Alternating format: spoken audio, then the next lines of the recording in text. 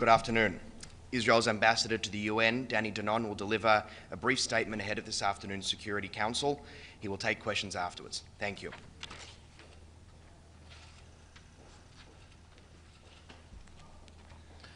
Good afternoon. In the last 24 hours, history changed. The United States of America struck Iran's nuclear sites at Fordo, Natanz, and Isfahan. It was a necessary act and a brave decision to remove the greatest threat to global security. The world and the Security Council should say clearly and without hesitation, thank you. Thank you to the United States and President Trump for acting when others would not. Thank you for standing firm when others looked away. Thank you for protecting the free world with strength and moral clarity. The Council will soon meet. I have no doubt that some will denounce the United States. Some will continue to condemn Israel. But where were they when Iran raced toward the bomb? Where were they when it built underground fortresses to house weapons of mass destruction? Where were they when Iran used diplomacy as camouflage while it prepared for our extermination? They were silent. They were complicit. They were afraid. Last night, the United States acted with incredible bravery and morality. Now, the rest of the world must show its gratitude. Iran's reach extends far beyond our borders. It arms militias in Iraq, it commands terror in Lebanon, it funds Houthis in Yemen, it plots murder in Europe, and it threatens every capital in the West with its growing arsenal of ballistic missiles. You cannot sit this one out. You cannot condemn the firefighters while the arsonist tries to light more fires.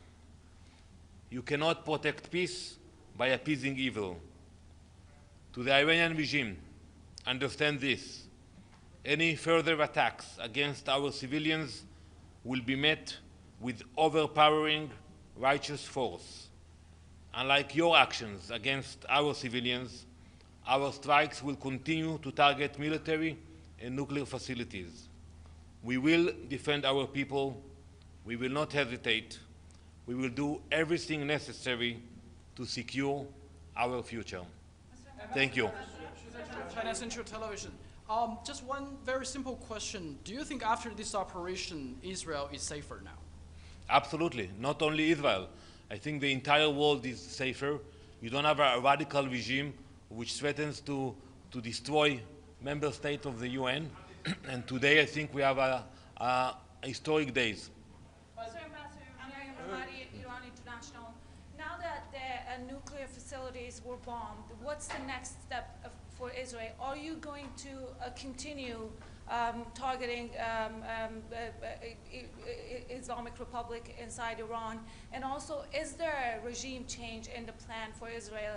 Is Khamenei personally a target for Israel? We have many targets still. And I think today the question should go to Iran. They should think very carefully about their steps. I think President Trump said it very clearly. Prime Minister Netanyahu was very clear about it. They should calculate their steps. You know, regime change, you know, that's up to the Iranian people. I pray that there will be change for the people of Iran, but that's for the Iranian people to decide, not for us. Yeah. Ambassador, excuse me. Excuse me? Any threats to Dimona by now, your nuclear side? You know, we have very strong defense capabilities. We have proven it. The problem is that the Iranians, they target civilian cities, not military bases. Unfortunately, we have casualties. Ambassador, what is your response to Secretary General Guterres, who issued a statement last night saying that he was, quote, alarmed by the U.S. Attacks on the nuclear facilities, and that only diplomacy is the answer to achieve peace? It was very disappointing because the Secretary General failed to, in his remarks, to mention the threat of nuclear Iran. He knows better. You know that diplomacy has failed for the last decades, and you should thank the US for bringing stability and bringing peace through power. Please. Ambassador, when did the United States tell Israel that it was going to go ahead with this bombing? And given that one of your stated aims has been to destroy the nuclear program, has enough damage now been done that Israel will stop its strikes on Iran? So, you know, we have very close coordination with the United States throughout the last few days, before the attack, during the attack, and after the attack, and it will continue to be the same way. You know, I think still it's early to assess the attack, but we can tell you one thing, you know, the capability of the United States are the strongest one that you can find around the world, you know, especially if you compare it to Israel's one. So I think not only Israel, the entire world is grateful for the US for this very impressive operation. Thank you very much.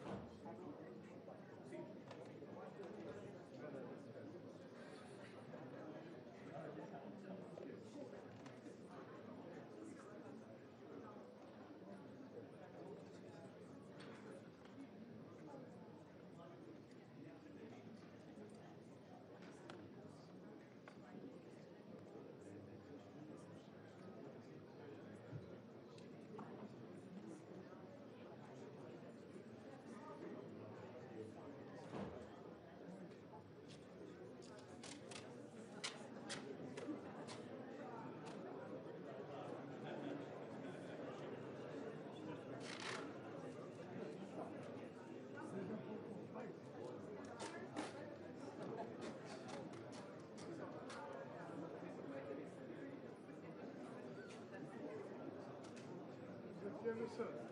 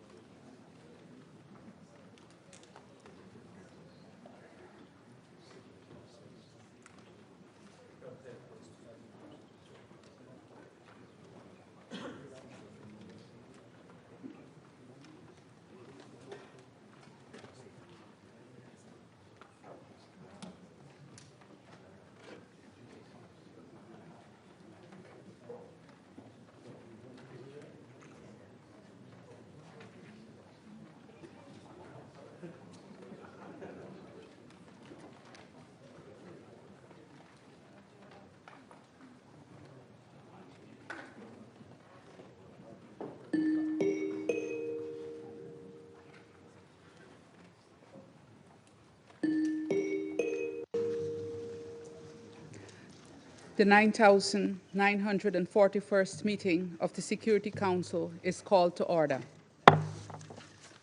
The provisional agenda for this meeting is threats to international peace and security. The agenda is adopted.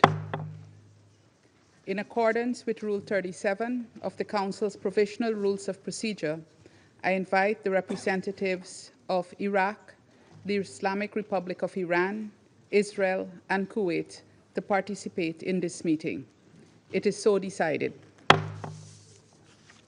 In accordance with Rule 39 of the Council's Provisional Rules of Procedure, I invite the following briefers to participate in this meeting. Mr. Miroslav Janša, Assistant Secretary General for Europe, Central Asia and Americas, Departments of Political and Peacebuilding Affairs and Peace Operations, and Mr. Rafael Mariano Grossi, Director General of the International Atomic Energy Agency. It is so decided.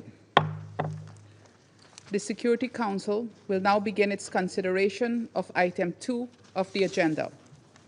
I wish to warmly welcome the Secretary General, His Excellency Mr. Antonio Guterres, and give him the floor. Madam President, with your permission, I will make a small introduction, and then my two colleagues will brief the Council. Excellencies, 2 days ago, in this very chamber, I made a direct appeal: give peace a chance. That call was not heeded. Instead, the bombing of Iranian nuclear facilities by the United States marks a perilous turn in a region that is already reeling. From the outset of the crisis, I have repeatedly condemned any military escalation in the Middle East. The people of the region cannot endure another cycle of destruction. And yet, we now risk descending into a rat hole of retaliation after retaliation. To avoid it, diplomacy must prevail. Civilians must be protected. Safe maritime navigation must be guaranteed. We must act immediately and decisively to halt the fighting and return to serious, sustained negotiations on the Iran nuclear program. We need a credible, comprehensive, and verifiable solution, one that restores trust, including with full access to inspectors of the IAEA as the United Nations technical authority in this field. The Non-Proliferation Treaty is a cornerstone of international peace and security. Iran must fully respect it. And all member states must act in accordance with their obligations under the UN Charter and other rules of international law, including international humanitarian law. The United Nations stands ready to support any and all efforts toward a peaceful resolution. But peace cannot be imposed. It must be chosen. Madam President, we face a stark choice. One path leads to wider war, deeper human suffering, and serious damage to the international order. The other leads to de-escalation, diplomacy, and dialogue. We know which path is right, and I urge this Council and all Member States to act with reason, restraint, and urgency. We cannot and must not give up on peace. Thank you. I thank the Secretary General for his remarks, and I now give the floor to Ms. Miroslav Janša. Madam President, on the evening of 21 June, the President of the United States announced that the U.S. military conducted strikes against the Fordow, Natanz, and nuclear facilities in Iran. Shortly thereafter, the Atomic Energy Organization of Iran confirmed that the attacks around the nuclear sites had taken place. Iranian state media indicated the 3 sites had been evacuated and the highly enriched uranium stockpile transferred in advance. Iran has said there were no immediate signs of radioactive contamination at the 3 locations following the strikes. The Crisis Management Bureau of COM, where Fordow is located, stated that the perimeter of the Fordow nuclear site had been targeted. Iranian state media said only 2 tunnels for entry and exit were destroyed at Fordow. Preliminary open-source satellite imagery shows damage at various points at the facility. I urge Iran to allow IAEA inspectors access to the sites to conduct damage assessments as soon as safety conditions allow. I also note that this Council will shortly hear from IAEA Director General Grossi. The latest development must be viewed with the utmost seriousness. It marks a dangerous escalation in a conflict that has already devastated many lives in both countries, in a region on the edge. It is a direct threat to international peace and security. Madam President, Under-Secretary General Di Carlo told this Council only 2 days ago that we were teetering on the edge of a full-blown conflict. I fear we are now in that dangerous moment. Meanwhile, the hostilities between Israel and Iran continue and are now in their 10th day. Hours after the US strikes, the Islamic Revolutionary Guard Corps, IRGC, said it had launched some 40 missiles at Israel. Israeli authorities reported that more than 85 people were injured in the barrage, and numerous structures in Tel Aviv and its southern suburbs sustained heavy damage, including many residential buildings and an elder care home. Israel also said it had launched a series of strikes against military targets in Iran, including in Tehran, Tabriz, and Yazd.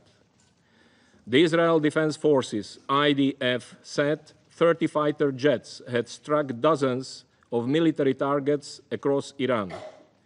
Iranian media reported several civilian fatalities, including children, and damage to homes and other civilian infrastructure. Earlier, on 21st June, Israel attacked for a second time since 13 June the Isfahan nuclear complex, hitting 6 buildings. According to Iran's Ministry of Health, as of 21st June, 430 people have been killed and more than 3,500 others injured due to Israeli strikes across Iran. Most have been civilians. According to Israeli authorities, 25 Israelis have been killed and 1,300 more have been injured since the beginning of exchanges with Iran. Madam President, the conflict risks engulfing the region in further instability and volatility. Some non-state armed groups aligned with Iran warned against US involvement. The Houthis in Yemen and some armed groups in Iraq vowed to attack if the US intervened in the conflict between Israel and Iran. Iran's parliament unanimously expressed support for measures to close the Strait of Hormuz, a vital maritime route for global energy transit. Iran's Supreme National Security Council would need to take the final decision. I recall the rights and obligations of all states under international law in relation to maritime navigation. Madam President, the Middle East cannot afford yet another violent conflict where civilians pay the price of military confrontations. And the world will also not be spared from the ramifications of this dangerous conflict. I echo the Secretary General's call on member states and on the members of the Security Council to de-escalate and to uphold their obligations under the UN Charter, notably the obligation to settle their international disputes by peaceful means and other rules of international law. All states must live up to their nuclear commitments. All parties to the conflict must also comply with the relevant rules of international humanitarian law in the conduct of their military operations. There is no military solution to this conflict. We need diplomacy, de-escalation, and confidence building now. Thank you, Madam President. Thank Mr. Yencha for his briefing, and I now give the floor to Mr. Rafael Mariano Grossi. Thank you very much, Madam President. I would like to thank the Secretary General for his permanent support to the IAEA and myself in the discharge of my duties. I also like to thank the Assistant Secretary General for his intervention right now. I have convened a special session of the Board of Governors of the IAEA tomorrow morning in Vienna to continue the consideration of this issue that this body has started today, or has continued today, rather. Secretary General, Madam President, dear permanent representatives, colleagues, the nuclear non-proliferation regime that has underpinned international security for more than half a century is on the line. The dramatic events in Iran have become even more serious with last night's bombardments and the potential widening of the conflict. We have a window of opportunity to return to dialogue and diplomacy. If that window closes, violence and destruction could reach unthinkable levels, and the global non-proliferation regime, as we know it, could crumble and fall. Iran, Israel, Iran, the Middle East need peace, and there is a path for diplomacy. We must return, as the Secretary General just said, to the negotiating table and allow the IAEA inspectors, the guardians of the NPT, to go back to Iran's nuclear sites and account for the stockpiles of uranium, including, most importantly, the 400 kilograms of enriched uranium at 60%. Any agreement, ladies and gentlemen, any arrangement will have as a prerequisite the establishment of the facts on the ground. This can be done only through IAEA inspections. IAEA inspectors are in Iran, and they must do their job. This will require a cessation of hostilities so that Iran can let the teams into the sites under the necessary safety and security conditions. Any special measures by Iran to protect its nuclear materials and equipment can be done in accordance with Iran's safeguards obligations with the agency. This is possible. Madam President, based on the information available to the IAEA, let me update you on what has occurred at Iran's nuclear sites since I last addressed this Council 3 days ago. Craters are visible at the Fordow site, Iran's main location for enriching uranium at 60%, indicating the use by the United States of America of ground-penetrating munitions. This is consistent with statements from the United States. At this time, no one, including the IAEA, is in a position to assess the underground damage at Fordo. At the Isfahan nuclear site, additional buildings were hit overnight, with the US confirming their use of cruise missiles. Affected buildings include some related to uranium conversion process. Also, at this site, entrances to tunnels used for the storage of enriched material appear to have been hit. At the Natanz enrichment site, the fuel enrichment plant has been hit again, with the US confirming that it used ground-penetrating munitions. Iran has informed the IAEA there has been no increase in off-site radiation levels at the 3 sites. The situation at all other sites in Iran remains as I described them to you 3 days ago.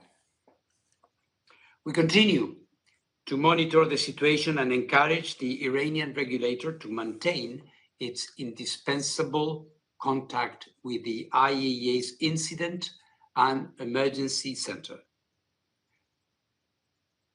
Madam President, the IAEA has consistently underlined, as stated in General Conference resolutions, that armed attacks on nuclear facilities should never take place and could result in radioactive releases with grave consequences within and beyond the boundaries of the state, which has been attacked.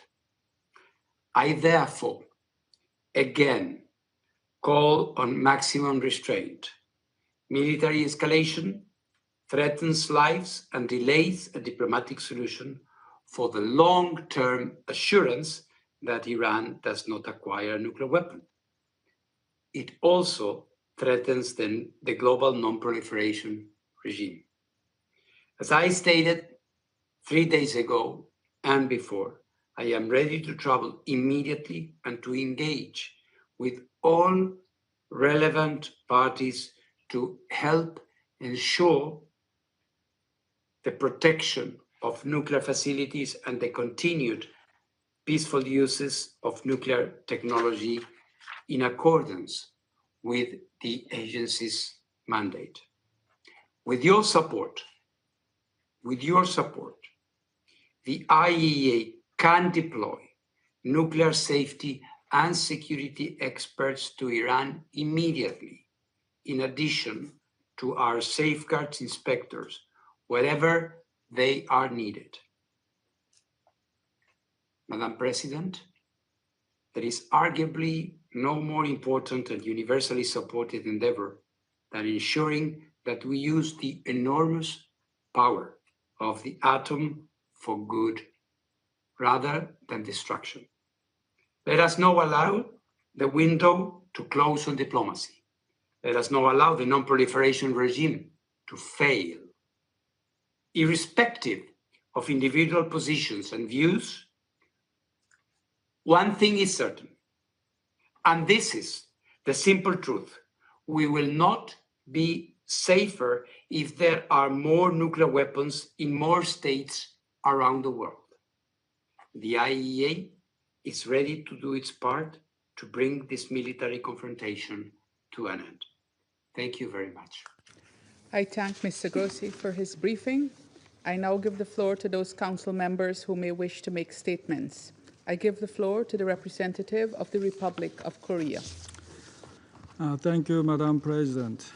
At the outset, I'd like to express my appreciation to Guyana Presidency of the Security Council for promptly convening today's meeting at this increasingly precarious moment. I thank the Secretary General for his powerful statement.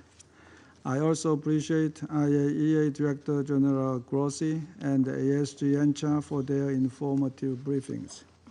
In just over a week, this Council has met 3 times. Yet, regrettably, each session has witnessed a further escalation of tensions. The Republic of Korea reiterates its profound concern over the deteriorating situation in the Middle East and expresses its sincere hope for urgent de-escalation. When we gathered last Friday, we voiced our hope that a renewed opening for diplomacy might emerge. It is lamentable that in a matter of only 2 days, that hope now seems even more distant than before. Despite the deeply concerning developments in recent days, the Republic of Korea remains firmly convinced that no sustainable resolution to this crisis can be achieved through military means alone. Indeed, now more than ever, we implore all parties to recognize that diplomacy is not merely an option, but an urgent necessity. We call on all sides to exercise maximum restraint and to commit in earnest to restoring dialogue and engaging in reinvigorated diplomatic efforts. Madam President, at this perilous moment, it is vital to prevent a further downward spiral. We therefore reiterate our call for full respect for the UN Charter and international law, and the safeguarding of the international non-proliferation regime. Any indiscriminate attacks against civilians or civilian objects are prohibited. This is an absolute principle that must be upheld, especially as the situation grows ever more volatile. The Republic of Korea highly appreciates the IAEA for its unwavering efforts to ensure nuclear safety and security under these extremely challenging circumstances. We also remain mindful of the safeguards implications of the current crisis.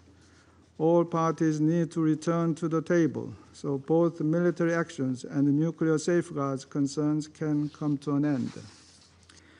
In conclusion, Madam President, it is imperative to avoid any further military escalation and prevent a spread of the conflict. We strongly hope that a renewed window for diplomacy will open again. Thank you. I thank the representative of the Republic of Korea for his statement, and I give the floor to the representative of Sierra Leone. Thank you, Madam President. Madam President, I thank you for convening this emergency meeting of the Security Council. The gravity of the situation in the Middle East demands the Council's immediate attention as it discharges its primary responsibility to maintain international peace and security. I thank His Excellency Antonio Guterres, Secretary General of the United Nations, for his introductory statement. And I also thank Assistant Secretary General Miroslav Janka and Director General Rafael Grossi of the IAEA for their timely and important briefings. Sierra Leone aligns with the Secretary General's call for immediate de-escalation to avert, and I quote, catastrophic consequences for civilians, the region, and the world, end of quote. While guided by our earlier interventions at meetings held on the 13th and 20th June on this situation, the alarming developments compel this Council to act with urgency. We are concerned to note that less than 24 hours ago, the United States of America struck nuclear facilities at Fordo, Natanz, and Isfahan in the Islamic Republic of Iran. Earlier that day, the State of Israel launched further strikes on the Isfahan complex. Iran also responded with missile launches at Israel. We take note of Director General Grossi's briefing on the off-site radiation in the nuclear facilities hit by the strikes. The event, however, heightened the risk of radiological disaster and increased civilian suffering. Sierra Leone is deeply concerned by these military strikes, particularly as they target nuclear installations and densely populated areas in Iran and Israel. Even as we recognize the complexities of the regional security environment, these developments call for renewed commitment to the principles of the UN Charter and international law. The use of force is among the most serious matters before this Council. Article 2.4 of the Charter obliges all member states to refrain, and I quote, from the threat or use of force against the territorial integrity or political independence of any state, end of quote. In this instance, we note with concern that the strikes were conducted without Council authorization, nor was there a clear invocation of the right of self-defense under Article 51 in response to or an imminent armed attack. As we approach the 80th anniversary of the Charter, born of a collective resolve to, and I quote, save succeeding generations from the scourge of war, end of quote, we are witnessing actions that undermine its promise. These attacks starkly contrast the spirit of collective security envisioned in San Francisco. We underscore that collective security remains the bedrock of the rules-based international order and calls for strict and consistent adherence to the UN Charter. Madam President, the targeting of nuclear facilities heighten our concerns. International humanitarian law requires particular caution regarding such sites due to the potential for grave humanitarian and environmental harm. The IAEA has repeatedly affirmed that attacks or threats against nuclear facilities devoted to peaceful purposes violates the Charter, the IAEA statute, and international law. We therefore stress the critical importance of upholding the Treaty on the Non-Proliferation of Nuclear Weapons, the cornerstone of the global non-proliferation and disarmament architecture. The NPT prevents nuclear weapons proliferation and provides a framework for addressing concerns related to peaceful nuclear energy. Actions outside this framework risk undermining the treaty's authority and effectiveness. We urge all parties to utilize the NPT mechanisms, including through the IAEA, to address legitimate concerns and avoid measures that weaken this vital instrument of international peace and security. Madam President, we have taken note of Iran's recent letter of 21st June 2025, Israel's communication citing self-defense, and a joint letter from France, Germany, and the United Kingdom. These underline the mounting claims and counterclaims, reinforcing this Council's duty to uphold the Charter. In this regard, Sierra Leone therefore advances the following point. First, we call for an immediate comprehensive ceasefire. Continued hostilities risk igniting a wider regional conflict, destabilizing maritime routes, and uncertain fragile energy markets. There is no military solution. We urge all parties to engage in diplomatic talks and resume structured dialogue towards restoring Resolution 2231 and a joint comprehensive plan of action before remaining measures expire on 18th June 2025. The potential broader consequences of an escalating conflict must not be overlooked. Disruption of key shipping lanes could severely affect small and developing economies, particularly those still recovering from the COVID-19 pandemic and grappling with debt distress. Such disruptions risk inflaming our human and common insecurities, economic distress, disaffection among youth, irregular migration, and fragile social cohesion far beyond the region. Second, we demand strict protection of civilians and civilian infrastructure. We've already been briefed by ASG Yencha on the civilian casualties in Iran as well as in Israel since 13th June. Hospitals, power stations, and homes have suffered damage. We call for safe corridors for medical evacuation and humanitarian relief in line with international law. Third, we emphasize that the NPT remains central to global security. We urge Iran to continue full cooperation with the IAEA and resolve outstanding safeguard issues. We equally urge restraint by all states to protect the integrity of the NPT.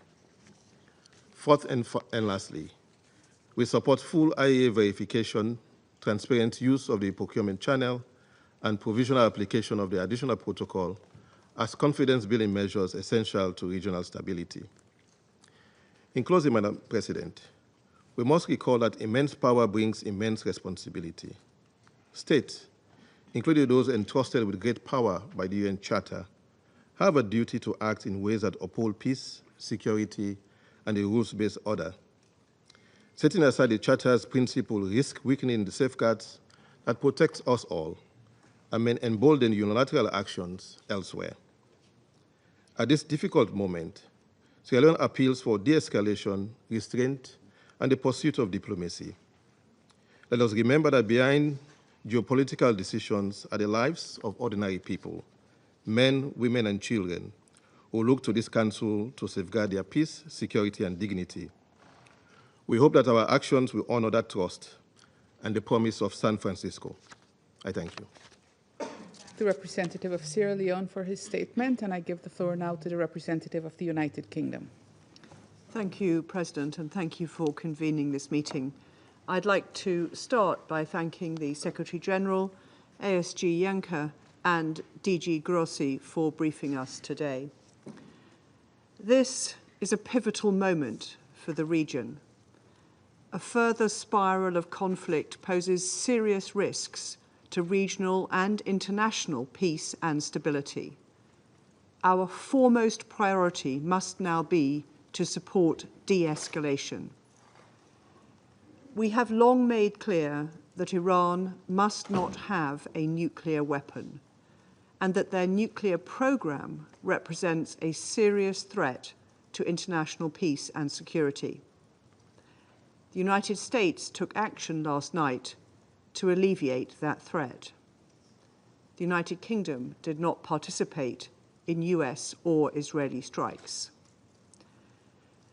But military action alone cannot bring a durable solution to concerns about Iran's nuclear program.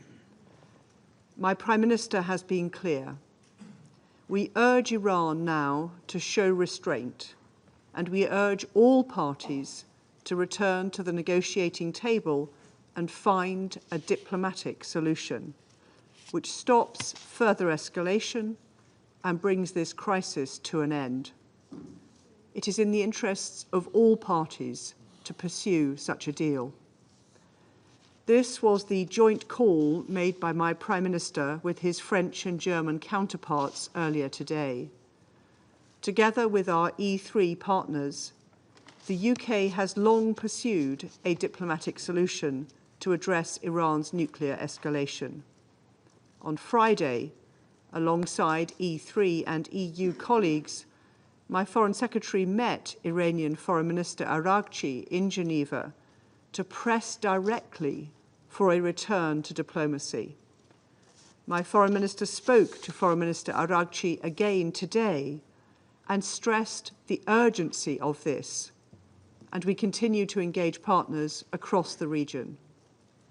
President, the UK reiterates its full support for the IAEA and Director General Grossi for their critical work, professionalism, and impartiality. The IAEA and the Non-Proliferation Treaty are key pillars of international security. Threats against IAEA staff and the DG are unacceptable. We urge Iran to cooperate fully with the IAEA. Failure to do so will only further fuel escalation. President, now is the time for de-escalation and a return to diplomacy. It is essential Iran chooses this path. I thank you. I thank the representative of the United Kingdom for her statement, and I now give the floor to the representative of France. Merci, Madame la Présidente.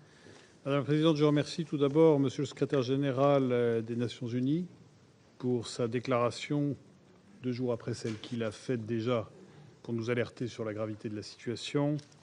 Je remercie également Monsieur le Sous-secrétaire général aux affaires politiques, Miroslav Janka, ainsi que Monsieur le Directeur général de l'Agence internationale de l'énergie atomique, Monsieur Raphaël Grossi, pour leurs exposés qui attestent de l'extrême gravité de la situation.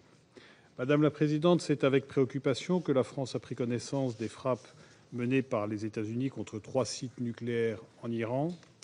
La France n'a pris part ni à la planification ni à la conduite de ces opérations. Nous exhortons l'ensemble des parties à faire preuve de la plus grande retenue et à prévenir tout risque d'escalade. L'heure doit être à l'arrêt des frappes, à la désescalade et à la négociation.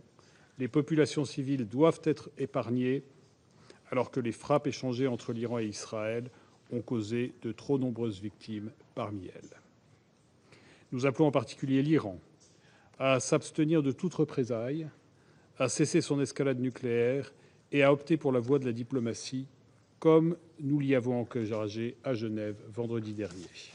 C'est aussi le message passé par le président de la République, M. Emmanuel Macron, à son homologue iranien lors d'un entretien aujourd'hui même. Il est impératif de veiller à la stabilité de la région. Le président de la République s'est aussi entretenu aujourd'hui avec le prince héritier d'Arabie saoudite, le sultan d'Oman, le président des Émirats arabes unis et l'émir du Qatar pour leur signifier notre plein engagement en ce sens. Un élargissement du conflit serait porteur de risques majeurs pour la sécurité d'Israël, pour celle de la région et pour la paix et la sécurité internationale. C'est le message commun aussi du président de la République avec le Premier ministre britannique et le chancelier allemand aujourd'hui même. Nous avons pris note des déclarations de l'Agence internationale de l'énergie atomique selon lesquelles aucune augmentation des niveaux de radioactivité n'aurait été relevée aux abords des sites frappés. Je réaffirme ici le plein soutien de la France au directeur général et au personnel de l'agence qui font encore une fois la preuve, dans ces circonstances difficiles, de leur professionnalisme et de leur dévouement. L'Iran doit urgemment reprendre le chemin de la coopération pleine et entière avec l'agence. Madame la Présidente, nous avons toujours affirmé que l'Iran ne devait et ne pourrait jamais détenir l'arme nucléaire.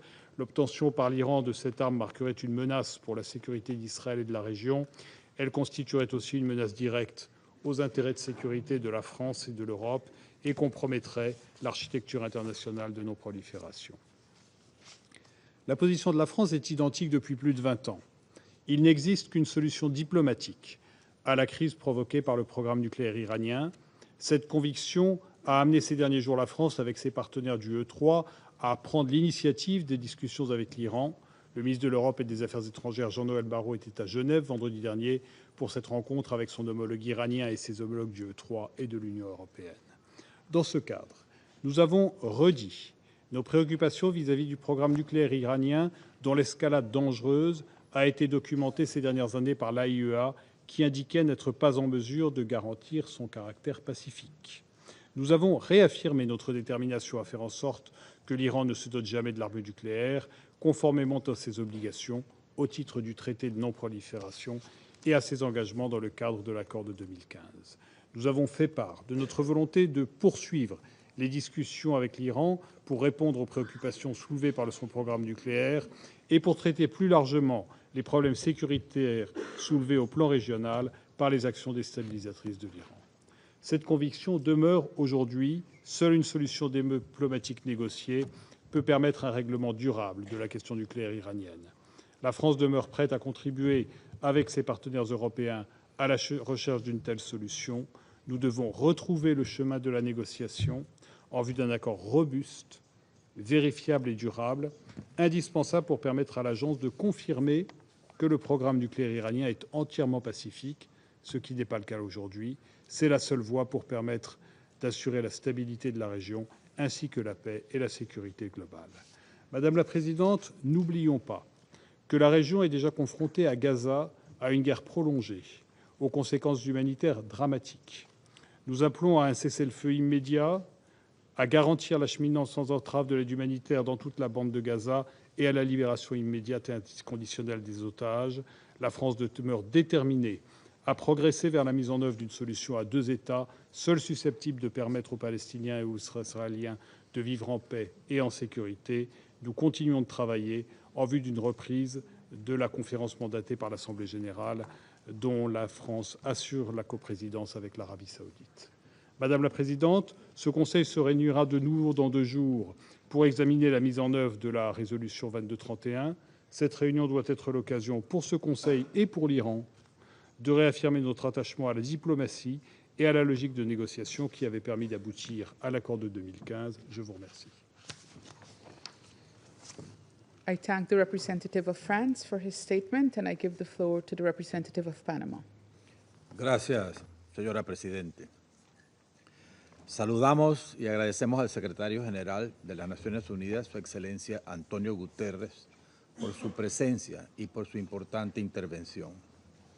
Extendemos nuestro agradecimiento al secretario general adjunto para Europa, Asia Central y las Américas, el señor Miroslav Jenka, y al director general del Organismo Internacional de Energía Atómica, señor Rafael Grossi, por sus valiosos aportes.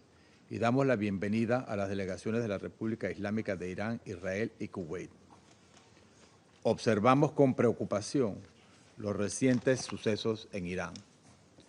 Desde el inicio de los acontecimientos, la mayoría de los miembros de este Consejo hemos advertido la urgente necesidad de desescalar el conflicto, así como también hemos hecho reiterados llamados a la máxima moderación, al diálogo y a las negociaciones para ofrecerle una oportunidad sensata a la paz. Debemos insistir. Nos enfrentamos a una situación tan incierta como inoportuna, cuyas consecuencias podrían ser profundamente desestabilizadoras, no solo para la región, sino para la paz y la seguridad internacionales. El Organismo Internacional de Energía Atómica, OIEA, ha advertido en sus resoluciones que los ataques a instalaciones nucleares representan un riesgo, ya que podrían provocar la liberación de material radioactivo con consecuencias graves por contaminación radiológica para la población, para el medio ambiente y podrían tener un impacto regional sin precedentes. Afortunadamente, hasta el momento, los hechos recientes no han registrado elevaciones en los niveles de radiación y no se espera que haya consecuencias para la salud de las personas ni para el medio ambiente fuera de los sitios afectados, de acuerdo con lo señalado por Irán. Por su parte, el Organismo Internacional de Energía Atómica ha informado que continuará monitoreando y evaluando esa situación en Irán. Reconocemos su responsable gestión. El Tratado sobre la No Proliferación de las Armas Nucleares, TNP, es un pilar esencial del derecho internacional que ha contribuido de manera decisiva a la no proliferación de armas nucleares y al fomento del desarme. A través del TNP, la comunidad internacional ha procurado mayores garantías de estabilidad y seguridad, reduciendo el riesgo de que las armas nucleares se conviertan en motivo de confrontación o conflicto. Reconocemos que la desconfianza es un factor agravante en esta situación. Sin embargo, esperamos que aún pueda existir algún espacio para el diálogo y que este Consejo puede desempeñar un papel constructivo para fomentarlo. Para lograrlo, todos debemos, desde nuestras perspectivas, exhortar a las partes a encontrar una solución que evite que las poblaciones civiles se conviertan en víctimas de un conflicto aún mayor. Señora Presidente, Panamá, país pequeño, pero dueño responsable de un canal interoceánico estratégico, siempre apelará al derecho internacional como vía para dirimir controversias internacionales que podrían tener repercusiones a nivel global. Por ello, respaldamos el cese inmediato de las hostilidades, con el fin de ofrecer una oportunidad al diálogo genuino que permita construir soluciones duraderas y pacíficas a los conflictos. Muchas gracias. I thank the representative of Panama for his statement, and I give the floor now to the representative of China. 谢谢主席，我感谢你召开此次紧急公开会，感谢古特雷斯秘书长的发言，感谢严恰助理秘书长和格罗西总干事的通报。昨天，美方对伊朗福尔多、纳坦兹、伊斯法罕3处核设施实施打击，中方强烈谴责美方袭击伊朗。 攻击接受国际原子能机构保障监督的核设施，美方此举严重违反联合国宪章宗旨和原则以及国际法，侵犯伊朗的主权、安全和领土完整，加剧中东紧张局势，严重冲击国际核不扩散体系。国际社会必须主持正义。为推动局势降温、恢复和平稳定做出切实努力。我愿做4点呼吁。第一，我们呼吁立即停火止战。当前中东局势骤然紧张，中方对事态可能走向失控深感担忧。冲突当事方，尤其是以色列，应当立即停火，防止局势轮番升级，坚决避免战争外溢。有关各方应当遵守国际法，克制武力冲动，避免激化矛盾，火上浇油。第二，我们呼吁切实保障平民安全。一切冲突的最终受害者都是广大无辜民众。中方对冲突导致大量平民伤亡深感痛心。平民和民用设施不能成为军事行动的目标。国际人道法的底线不可突破。冲突当事方应以地区国家民众的利益和福祉为重，坚决避免殃及无辜平民，避免攻击民用设施。第三，我们呼吁坚持对话谈判。武力换不来中东的和平，对话谈判才是根本出路。当前，伊朗核问题的外交手段并未穷尽，和平解决仍有希望。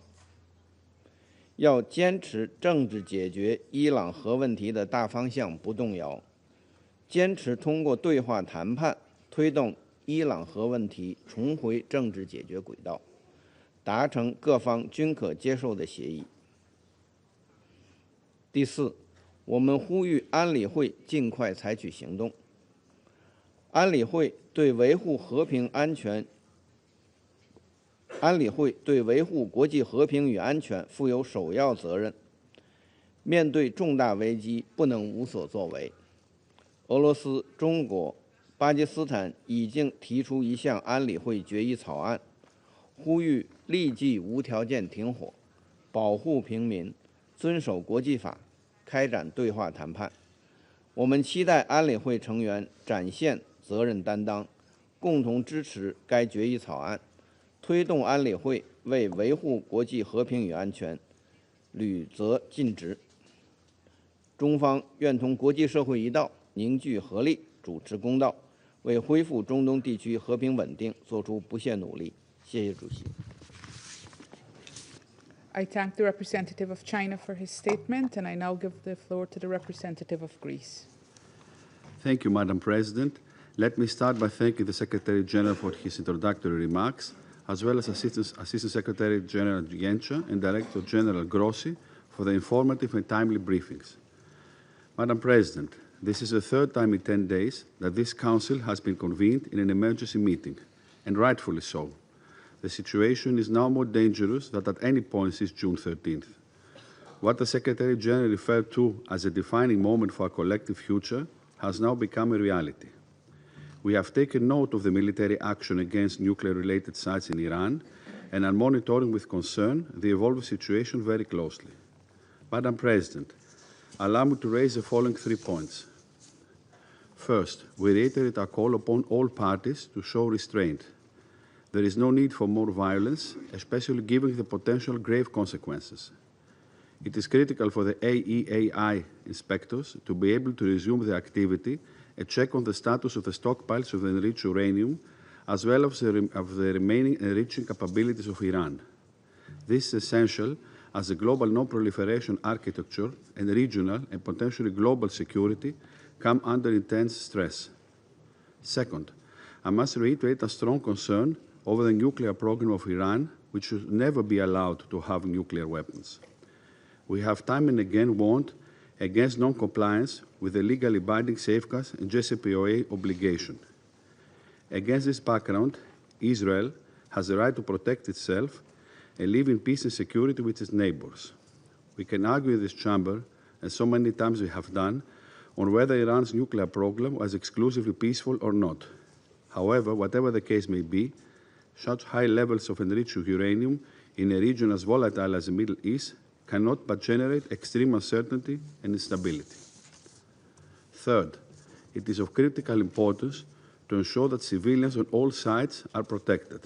Last but not least, we take note with profound relief of DG Gross's remarks that as of this time, we do not expect that there will be any health consequences for people or the environment outside the targeted sites. Madam President, in closing, allow me to highlight, in no uncertain terms, the value of de-escalation as a first step towards sustainable peace. The international community and countries' influence must step in and offer a diplomatic way out, which must include the necessary security assurances. Involved parties need to act in full compliance with the UN Charter, international law, and international humanitarian law. Echoing the ancient virtue of sophrosine, self-restraint, we urge all parties to exercise the utmost moderation and engage in dialogue and diplomacy. I thank you. I thank the representative of Greece for his statement, and I give the floor now to the representative of Denmark. Thank you, Madam President. And I also thank the Secretary General for his presence and remarks, and Assistant Secretary Jenka and Director General Grossi for their briefings and updates. Madam President, we are meeting again today as the situation in the Middle East continues to escalate. Attacks between Israel and Iran have continued since our last meeting on Friday. Civilian casualties and widespread suffering continue to rise on both sides. Last night, a targeted operation was carried out by the United States against 3 nuclear facilities in Iran. The continued escalation in the Middle East is a cause for great concern and poses a grave risk to international peace and security. Madam President, Denmark urges all parties to abide by the obligations under the UN Charter and international law. All parties must ensure protections of civilians and civilian infrastructure in line with international humanitarian law. Furthermore, and keeping in mind the words of Director General Grossi 2 days ago to this Council, all actions should be taken and the necessary restraint shown to reduce the risk of nuclear accidents, which could have devastating effects for the civilian population and the environment. Madam President, Denmark has persistently underlined that Iran must never acquire a nuclear weapon. That would be a serious threat to regional and global security. We have repeatedly expressed our concerns about Iran's accelerating nuclear trajectory and the fact that the IAEA is unable to assure that the Iranian nuclear program is exclusively peaceful. We welcome that the IAEA continues to monitor the situation and provide information on the nuclear safety and security implications. And we stress the importance of continued and timely exchange of information between Iran and the IAEA regarding issues related to nuclear safety, security, and safeguards. Madam President, the current trajectory is unsustainable and fraught with danger, not only for the region, but for international peace and security at large. De-escalation is not only necessary, it is urgent. We call on all actors to step back from the brink to prevent further escalation in the Middle East. We urge Iran to engage in negotiations and not to take any further action that could destabilize the region. At this critical moment, it is important that all parties refrain from steps that could lead to serious regional and global consequences. We further stress the need to protect maritime security and international trade routes, including via the Strait of Hormuz. Madam President, in closing, now is the time to return to negotiations in order to reach a diplomatic solution. We call on all parties to exercise the utmost restraint and to engage in a diplomatic negotiated solution, which is the only viable path towards lasting peace in the region and beyond. Denmark stands ready to work with all parties to that effect. I thank you. I thank the representative of Denmark for her statement, and I give the floor to the representative of the Russian Federation. Госпожа председатель, признательна Гаянскому председательству за оперативный созыв сегодняшнего заседания Совета Безопасности ООН в связи с крайне опасным развитием ситуации на Ближнем Востоке, которые еще более усугубили ночные удары Соединенных Штатов по иранским объектам. Благодарим генерального секретаря ООН за его вступительное слово, а также Мирослава Янчуге и Рафаэля Гросси за их брифинги. Россия самым решительным образом осуждает безответственные, опасные и провокационные действия, совершенные Соединенными Штатами Америки против Исламской Республики Иран, суверенного государства, члена Организации Объединенных Наций. Как известно, в ранние утренние часы 22 июня ВВС США в полном взаимодействии и координации с авиацией Израиля, которая уже более недели в нарушении базовых принципов международного права осуществляет массированные удары по гражданским объектам и инфраструктуре Ирана, нанесли неспровоцированные ракетно-бомбовые удары по 3 ядерным объектам Исламской Республики Иран, находящимся под гарантиями МАГАТЭ – Фордо, Натанзу и Исфахана. Таким образом, Вашингтон в очередной раз продемонстрировал полное пренебрежение к позиции международного сообщества и подтвердил, что ради интересов своего израильского союзника он готов не только закрывать глаза на убийство десятков тысяч палестинских женщин, детей и стариков, но и поставить на карту безопасность и благополучие всего человечества. Своими действиями Соединенные Штаты открыли ящик Пандоры, и никто не знает, к каким новым последствиям это может привести. Выступая в этом зале уже трижды за прошедшие 10 дней, генеральный директор МАГАТЭ Рафаэль Гросси предупреждал, что удары по объектам иранской атомной инфраструктуры могут иметь абсолютно непредсказуемые последствия и создают огромную угрозу ядерной и физической ядерной безопасности не только в Исламской Республике, но и для региона и мира в целом. Однако Вашингтон совершенно не заботит ни радиологические последствия, ни угрозы для жизни и здоровья огромного числа мирных жителей, включая женщин и детей, в регионе и за его пределами. Вслед за Западным Иерусалимом там возомнили себя верховным судьей, который имеет право вершить правосудие так, как ему заблагорассудится.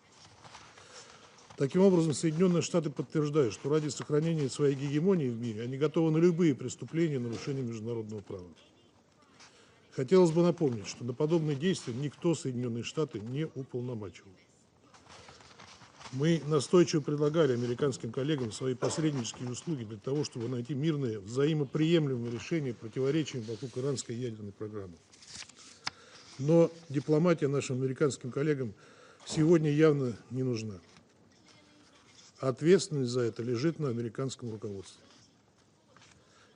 Тем более, что руководство США не просто публично признало свою ответственность за эти действия, но и бравировало ими, демонстрируя полное пренебрежение к нормам международного права и Уставу ООН, резолюциям Совета Безопасности, включая резолюции 487 и 2231, а также договору о нераспространении ядерного оружия.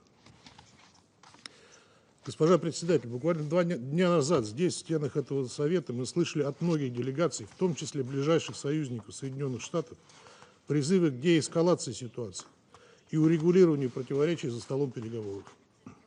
Однако американские коллеги в очередной раз проигнорировали позицию всего мирового сообщества, пойдя на поводу у Израиля, вместо того, чтобы осадить его и заставить остановить спираль эскалации. Сегодня мы вновь услышим от представителей Соединенных Штатов циничные заявления о готовности вернуться к переговорам, как будто и не было серии ночных ударов с использованием сверхмощных боеприпасов по Ирану.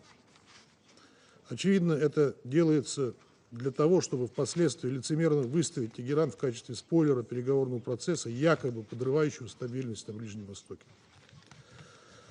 Однако полагаем, что никто из здравомыслящих членов международного сообщества американским коллегам теперь не поверит.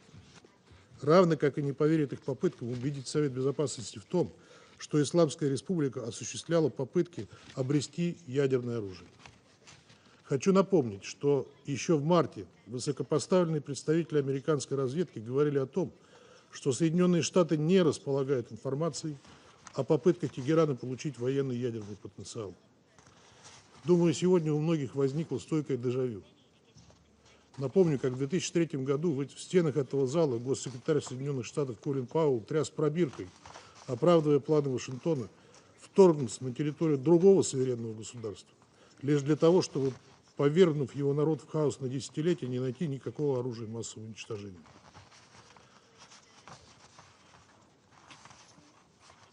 Сегодняшняя ситуация от той, по сути, ничем не отличается. Нас опять призывают поверить в сказки, чтобы вновь перенести страдания миллионам людей, проживающим на Ближнем Востоке. Лишний раз убеждаются в том, что наших американских коллег история ничему не учит. Сожалеем, что сегодня некоторые из вас в этом зале не нашли и не находят смелости назвать вещи своими именами и осудить действия Вашингтона. И скажу вам, нам странно участвовать в этом театре абсурда и цинизма. Представитель Соединенного Королевства призывает Иран к сдержанности. Страну, которая подверглась неспровоцированной атаке и бомбардировке ее ядерных объектов. Как будто это Иран, а не Израиль и США обострили ситуацию до предела. К сдержанности призывают Иран и ряд других членов Совета. Мы видели много лицемерия в этом зале, но это стоит особняком. Это удивительный пример лицемерия со стороны тех, кто последние дни пытается, нагнетает страсти вокруг скорого истечения резолюции 2231. Госпожа председатель, на протяжении прошедшей недели мы были свидетелями нового, крайне опасного витка эскалации. Прошедшей ночью ситуация и вовсе приобрела беспрецедентный характер. Радиологические последствия американской атаки еще только предстоит оценить, и мы рассчитываем, что МАГАТЭ и его генеральный директор дадут четкий, профессиональный и беспристрастный анализ ситуации, в том числе представив объективный доклад в ходе срочной сессии Совета управляющих агентств. Однако уже сейчас очевидно, что атаки на ядерные объекты Ирана, включая осуществленные одним из депозитариев дня, а именно Соединенными Штатами, представляют собой колоссальный удар по глобальному режиму нераспространения. Они не просто подрывают авторитет МАГАТЭ и всей системы проверок и контроля, осуществляемых агентством. Они разрушают основы международного взаимодействия в этой сфере, рискуя фактически отбросить его в эпоху неконтролируемых ядерных рисков. Похоже, именно этого и добиваются в Вашингтоне и Западном Иерусалиме.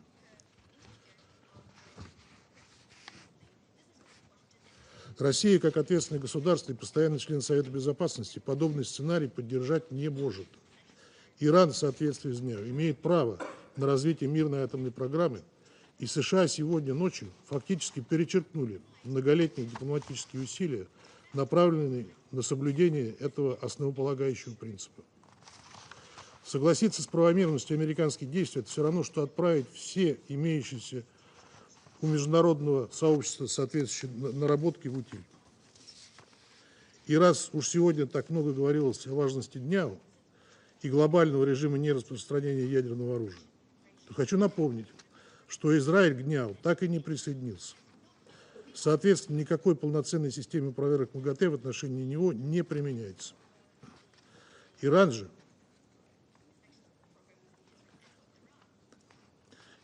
в соответствии.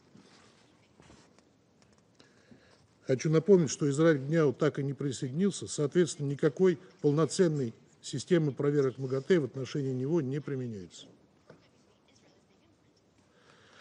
Иран же, как был, так и остается самым проверяемым МАГАТЭ государством в мире, и вместо поддержки такого настроя получает бомбардировки своей территории и мирных граждан, причем со стороны государства, которое, повторюсь, в принципе отказывается подписывать дню. Это возмутительная, циничная ситуация, и очень странно, что об этом генеральный директор МАГАТЭ не сказал ни слова, как и ни разу не призвал Израиль присоединиться к дню. Госпожа председатель, я думаю, для всех в этом зале очевидно, что если эскалацию не остановить, то Ближний Восток окажется на пороге широкомасштабного конфликта с непредсказуемыми последствиями для всей системы международной безопасности. А весь мир может оказаться на грани ядерной катастрофы. Мы призываем к немедленному прекращению агрессивных действий со стороны Израиля и США, сдержанности всех сторон и возвращению ситуации в рамки международной дипломатии и переговорного процесса. Но одних призывов со стороны членов Совета Безопасности недостаточно. В силу положения Устава ООН, которые в иных случаях те, кто сегодня лицемерно молчит, рьяно призывают соблюдать, Совет Безопасности просто обязан выработать коллективное решение, которое сделало бы недопустимыми удары по объектам иранской инфраструктуры мирного атома, находящимися под гарантиями МАГАТЭ. Для этого, прежде всего, необходима четкая правовая и политическая оценка случившегося. Для всех, в чьей политике нет скрытой повестки и двойных стандартов, это абсолютно очевидно. В этих целях Российская Федерация, Китай и Пакистан подготовили и распространили сегодня утром краткий и сбалансированный проект резолюции Совета Безопасности ООН с призывом к немедленному и безусловному прекращению огня и поиску дипломатического решения вокруг иранской ядерной программы. Текст отражает позиции подавляющего большинства членов Совета Безопасности, озвученные в ходе наших заседаний 13 и 20 июня.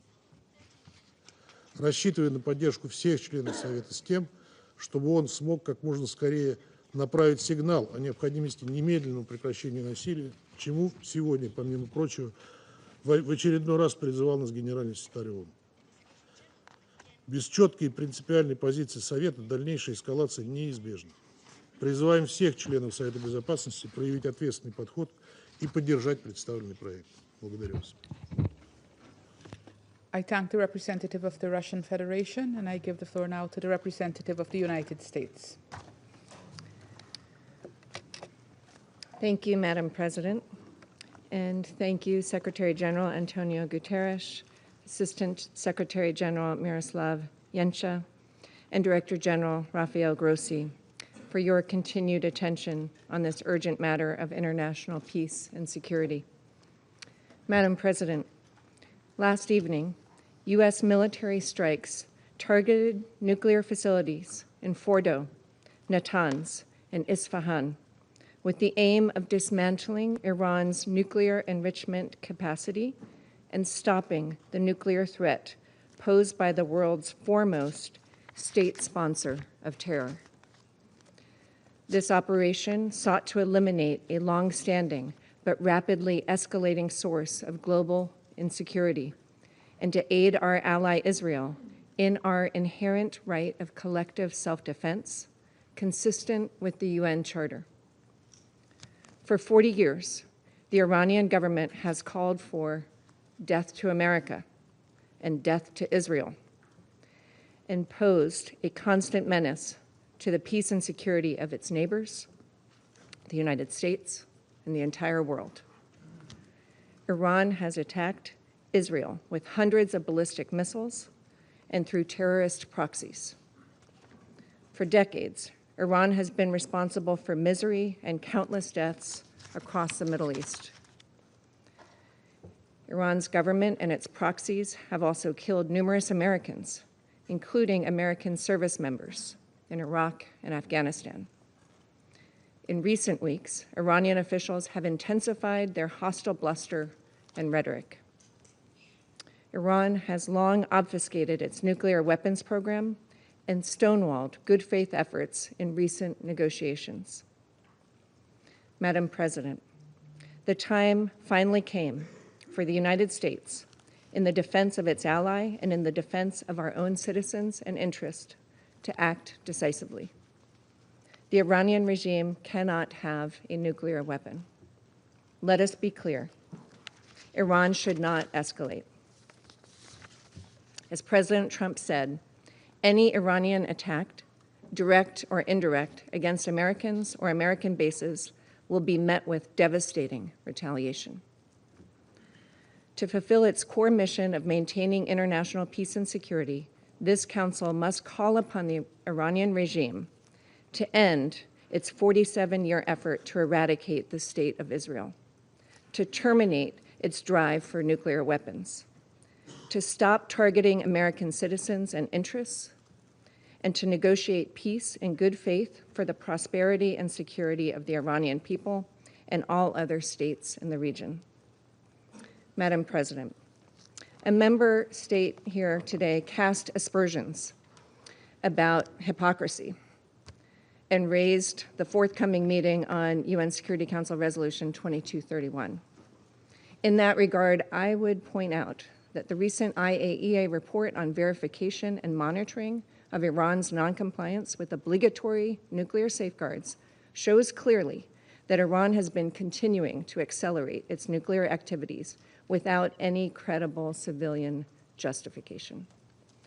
We look forward to discussing the implications of this report and its broader implications on Tuesday, when the Secretariat briefs on the report on implementation of UNSCR 2231. Thank you, Madam President. I thank the representative of the United States for her statement, and I give the floor now to the representative of Slovenia. Thank you, Madam President. Secretary General, thank you very much for your remarks.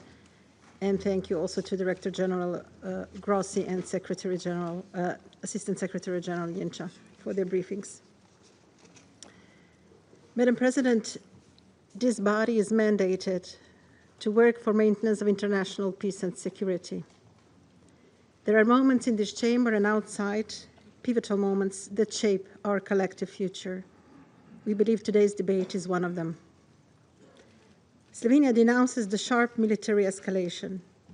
This escalation risks to further exacerbate an already extremely dangerous and unstable regional situation and is threatening international peace and security.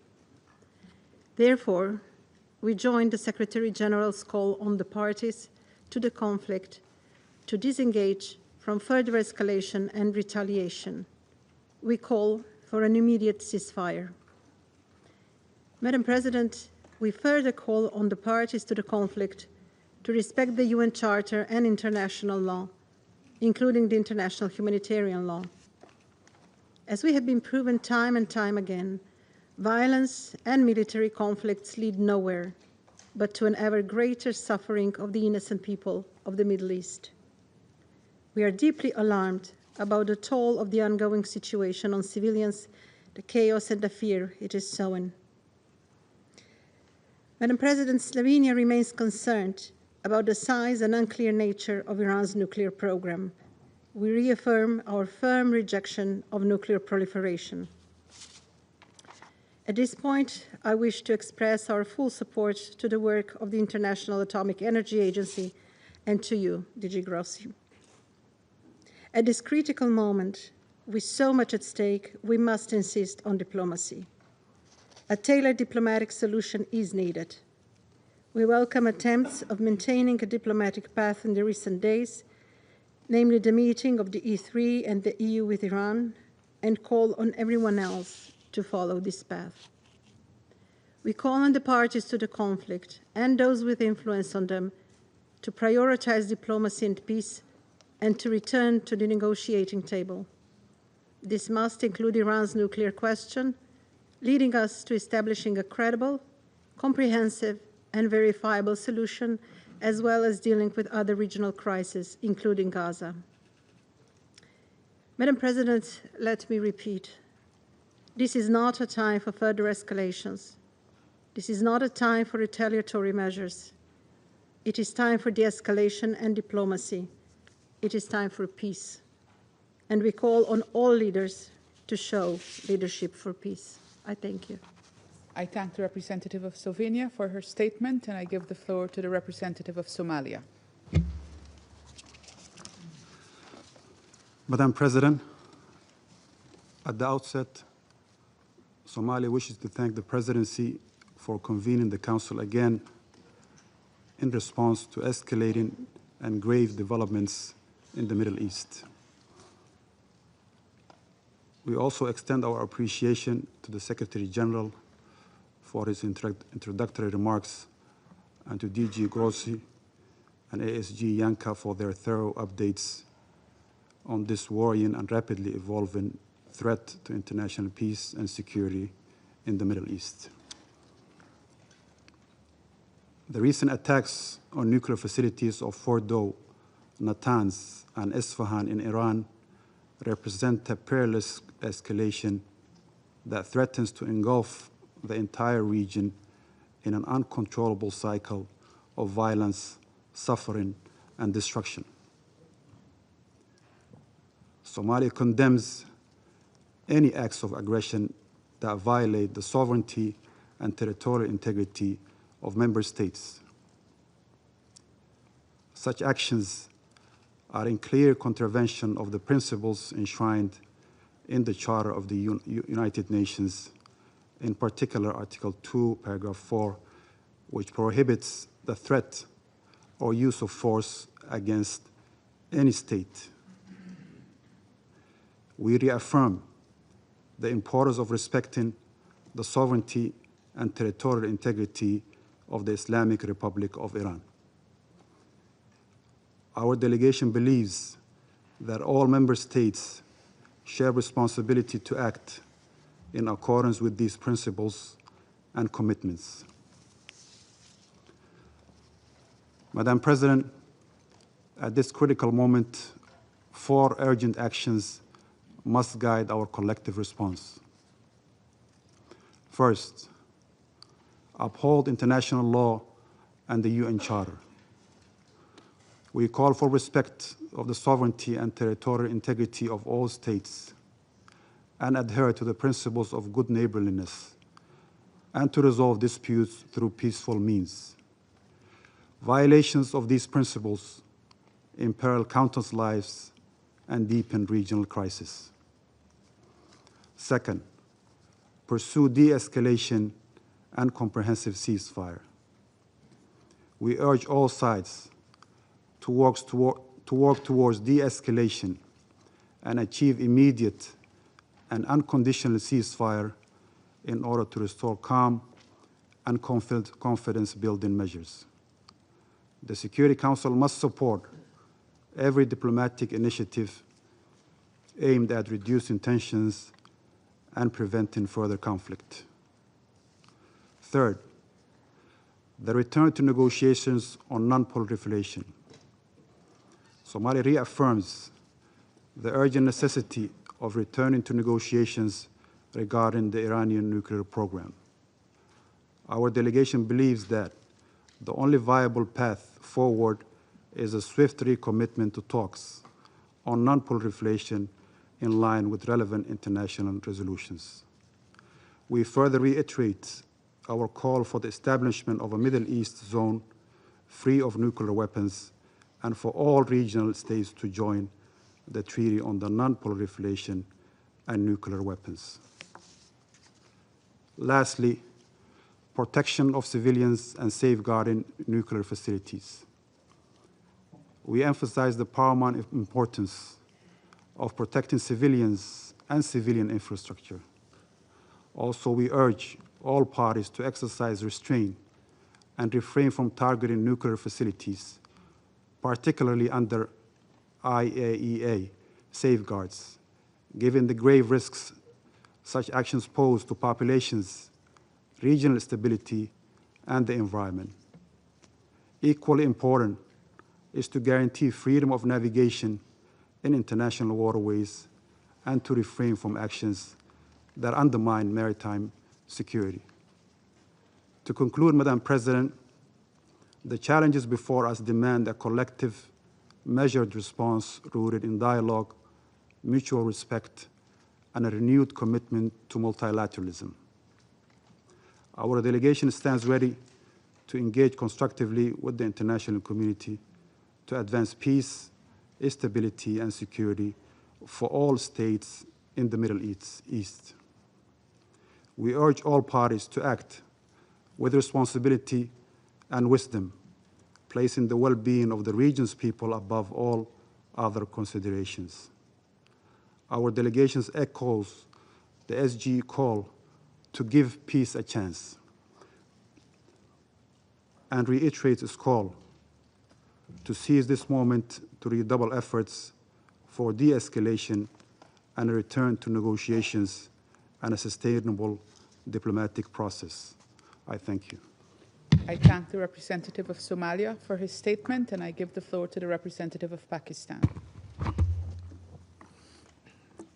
Thank you, Madam President, for convening this yet another emergency meeting of the Security Council. And I would also like to join colleagues in thanking the Secretary General for his remarks. You couldn't be clearer than that, Secretary General. Thank you. I would also like to thank ASG Shenka and Director General Grossi for their important briefings. Madam President, when the Security Council met for the second time last Friday, following Israel's wanton continuing aggression and unprovoked strikes against Iran, many members warned the international community of this grave violation of the UN Charter and the risk of dangerous escalation. We have heard the same today around the table from Council members as well as the Secretary General and other briefers. But tragically, developments over the past 24 hours have only confirmed those warnings. And it is unfortunate that the universal calls for de-escalation and a peaceful resolution of this crisis through dialogue have remained unheeded.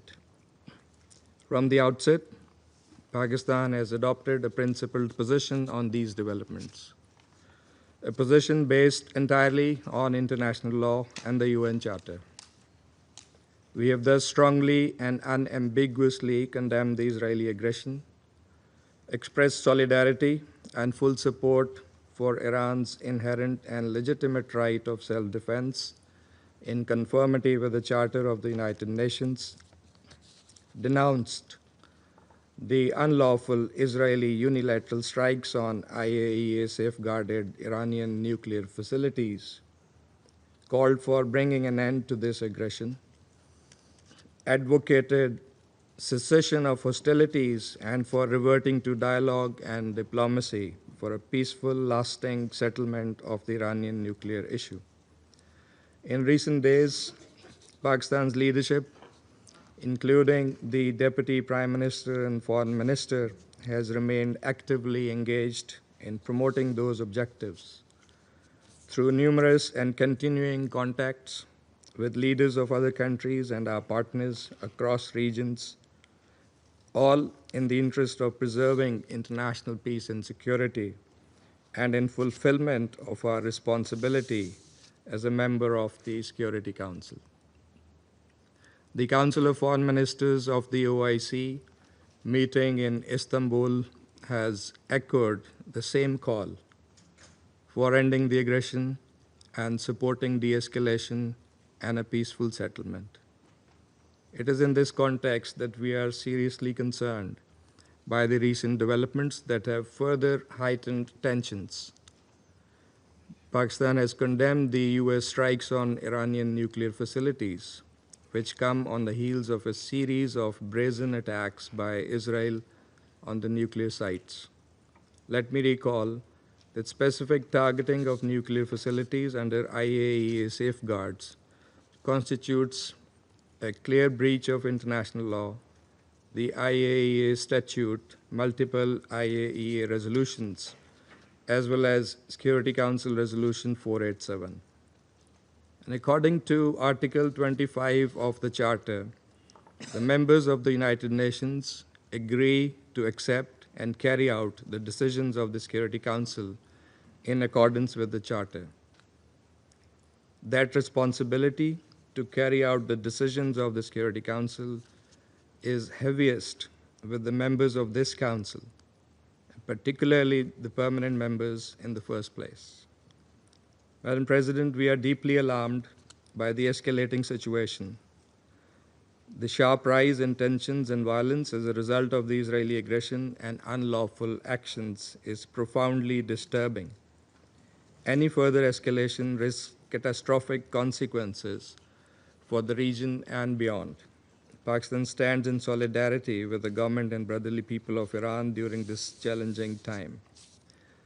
Madam President, these attacks set a dangerous precedent and pose a grave threat to the safety and security of populations across the region, and indeed the world. As the body entrusted with primary responsibility for the maintenance of international peace and security, the Security Council must act urgently and decisively. We share a collective responsibility to, first, unequivocally reject and condemn the attacks against the Islamic Republic of Iran since y la infraestructura civil y respalda un camino diplomático frente a esta cuestión nuclear iraní que sea aceptable para todas las partes. Al escuchar las preocupaciones y las prioridades parecidas que han manifestado muchos miembros del Consejo hoy, esperamos sinceramente que el proyecto de resolución reciba el respaldo del Consejo para que pueda responder en unísono con una decisión urgente y eficaz en vista de la gravedad de la situación. Y Pakistán está dispuesto a trabajar constructivamente con todos los miembros del Consejo en este sentido. Señora Presidenta, el Medio Oriente ya está asolado en medio de tanta inestabilidad prolongada. El historial de la ocupación ilegal de Israel y la negativa del derecho de Palestina a la libre determinación y condición de Estado. Tenemos que obrar ahora para evitar una agravación de esta situación. No queremos que se salga de control. La historia nos ha enseñado que el uso de la fuerza y las acciones militares unilaterales solo agravan los conflictos y profundizan las divisiones. La tragedia humana y humanitaria.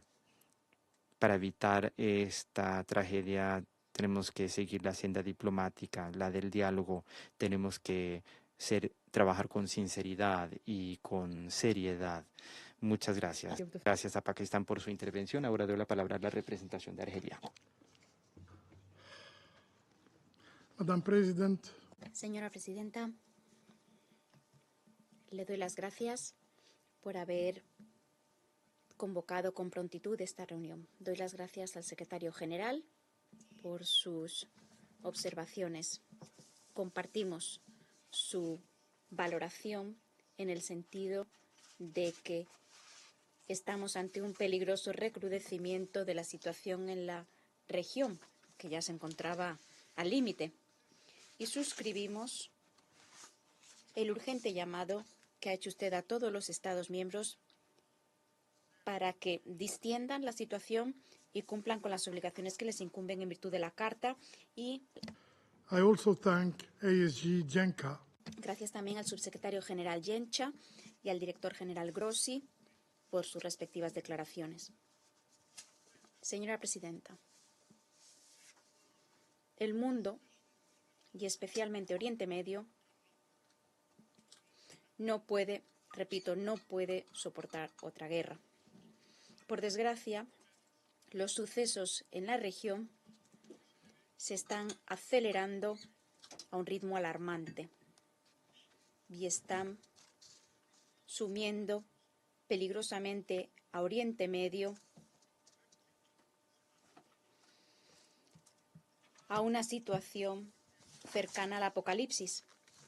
En momentos en que la comunidad internacional estaba unida, sí, lo digo, estaba unida, buscando la manera de aliviar las tensiones, la situación ha empeorado notablemente ayer.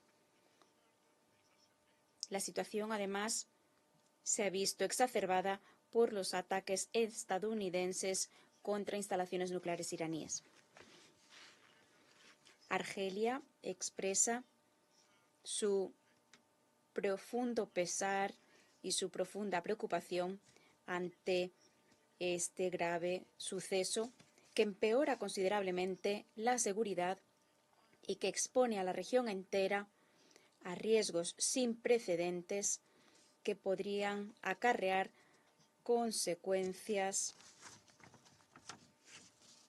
que podrían ser descontroladas. El desgaste de la estructura nuclear, de la estructura internacional de seguridad nuclear, supone una grave amenaza no solo para la estabilidad de la región, sino también para la paz y la seguridad internacionales. Los ataques contra instalaciones nucleares que se encuentran bajo salvaguardias internacionales socavan gravemente la integridad y la credibilidad del régimen internacional de no proliferación. Por consiguiente, reafirmamos que el marco jurídico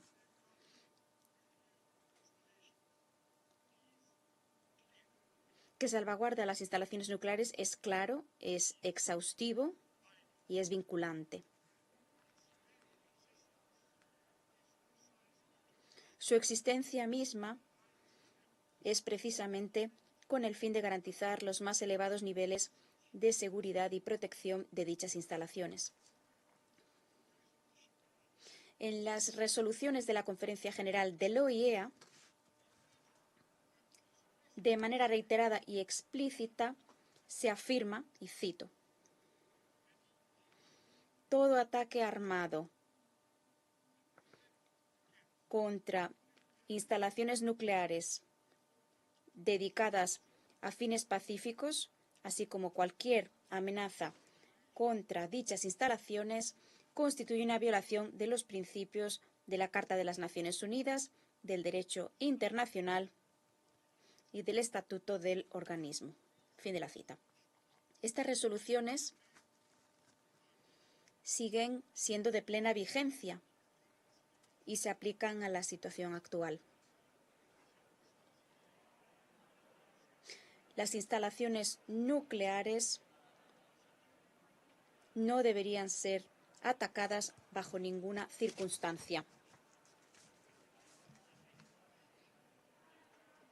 Respetar el derecho internacional no es una opción, es una obligación vinculante que incumbe a todos, recalco, a todos los Estados miembros, sin excepción. Señora Presidenta, ¿qué nos aguarda? ¿Qué espacio queda para la diplomacia?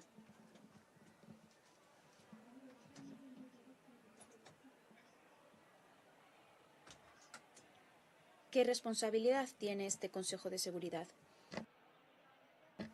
Lo que hoy presenciamos es un profundo y peligroso retroceso. La guerra se ha convertido en la negación de la diplomacia y de la política por todos los medios. La diplomacia, que es nuestra tarea, nuestro trabajo, y que por mucho tiempo fue considerada la herramienta principal para resolver conflictos, ahora se ve obligada a ceder, a hacerse a un lado, a dejar que predomine la fuerza. ¿Y este Consejo?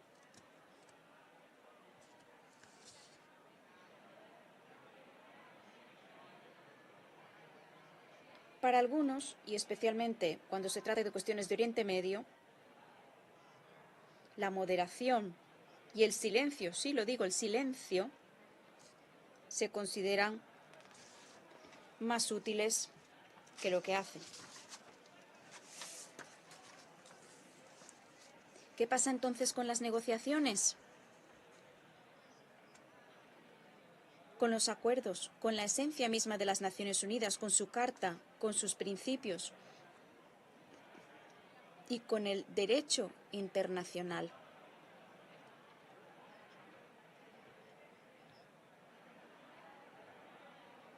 También son negados, ignorados, evitados y, por último, desacreditados.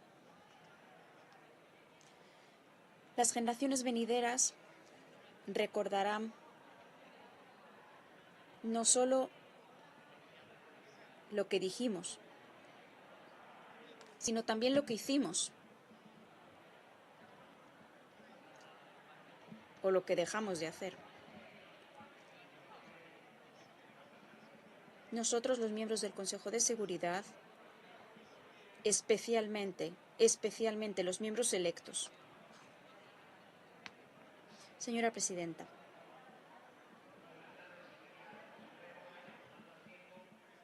quisiera reafirmar sin ambages la posición de Argelia. El único camino posible es el regreso a la diplomacia. Un enfoque sustentado en la legalidad internacional, los principios de la Carta de las Naciones Unidas y en la búsqueda de una solución pacífica. Todos debemos utilizar las lecciones que nos ha enseñado la dolorosa historia de la región y que demuestra a todas luces que las soluciones militares jamás han conseguido resolver sus complejos desafíos. Argelia vuelve a reiterar su firme llamado a un alto el fuego inmediato, a un regreso a la mesa de negociaciones y a un sincero compromiso de todas las partes implicadas a buscar una solución pacífica y negociada a la cuestión nuclear iraní.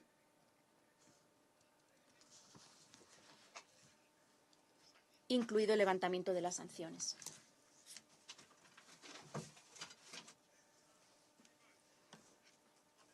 Hace falta que les recuerde lo que se afirma de manera meridianamente clara en la Carta. Asciende a 2 Cito, en lo que llevamos de todos año los y a miembros 64 desde el año deberán 2013.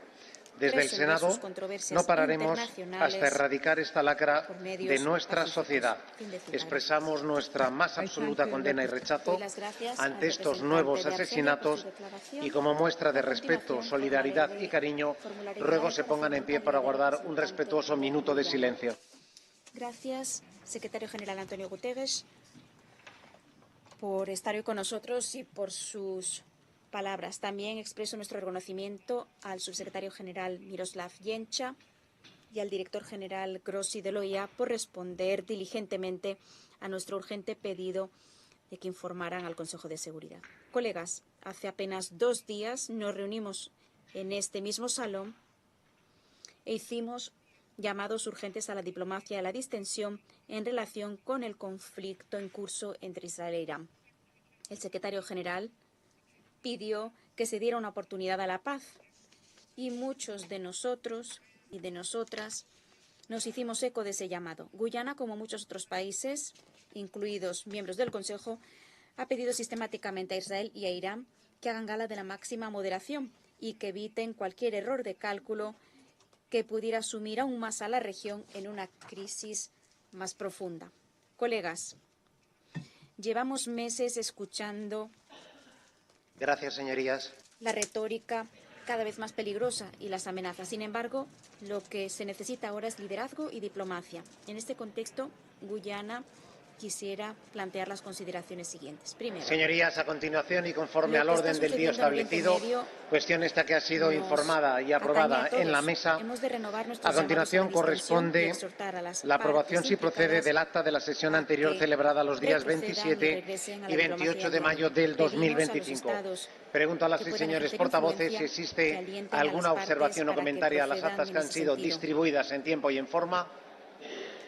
No existiendo ninguna Resístanse observación ante a la la misma, tentación de podemos avivar las llamas del darlas conflicto habida aprobadas cuenta por de las asentimiento. graves consecuencias Así se humanitarias recoge. y de Quedan seguridad aprobadas que por de ellos asentimiento. desprenderían, así como los efectos El segundo de los concomitantes que ello asuntos tendría para el comercio es el de la mundial, ponencia de estudio incluidos sobre el papel los de los precios del petróleo parlamentos y la seguridad iberoamericanos y alimentaria. español como Segundo, actores exhortamos a los miembros de del la Consejo cooperación para el urgentemente desarrollo en la lucha aborden contra el grave hambre y la amenaza que malnutrición plantea este conflicto con un para la paz y enfoque la de seguridad género. internacionales. Comisión esta que corresponde a la pedimos cooperación que internacional cumplan al con las desarrollo. obligaciones que les Se impone el solicita a sus señorías la ampliación del plazo para la conclusión de los trabajos de la ponencia de estudio sobre el papel de los parlamentos iberoamericanos y español como actores de la cooperación para el desarrollo de la lucha contra el hambre y la malnutrición con un enfoque de género, constituida en el seno de la Comisión de Cooperación Internacional al Desarrollo por un periodo adicional de 6 meses. Sobre este asunto han sido informadas a sus señorías en la Junta de Portavoces. ¿Alguna observación a la misma? No existiendo ninguna observación hacia la misma, puede darse aprobada por asentimiento. En consecuencia, queda aprobada la ampliación de plazo, señorías. A continuación, informo a sus señorías señorías, de que la pregunta de la senadora Serrano Argüello y del senador Sanginés Gutiérrez con número de expediente 680/640 y 680/636 han sido aplazadas. A continuación, corresponde formular la siguiente pregunta dirigida a la vicepresidenta segunda del Gobierno y ministra de Trabajo y Economía Social, a la portavoz del Grupo Parlamentario Popular, senadora García. Señoría, tiene la palabra. Que esta es una reunión Señor presidente, señora Díaz, son las 4:05 y el fiscal general procesado y quien le ordena sigue sin dimitir. Están tardando. Los españoles tienen muy claro que entre la democracia que nos une en nombre de Dios, clemente y y la misericordioso, corrupción que usted tapa y el señor Sánchez apadrina, defendemos la democracia. Su cinismo tapando las cloacas y las corruptelas del señor Sánchez le hacen cómplice necesaria. Hace unos días usted afirmaba que la corrupción y los esperpentos no son compatibles con la democracia. Por concretar, le pregunto, el tráfico de influencias, el cohecho, la prevaricación, la malversación, la pertenencia a organización criminal, la apropiación indebida, la revelación de secretos por una autoridad pública, ¿son compatibles o incompatibles con la democracia?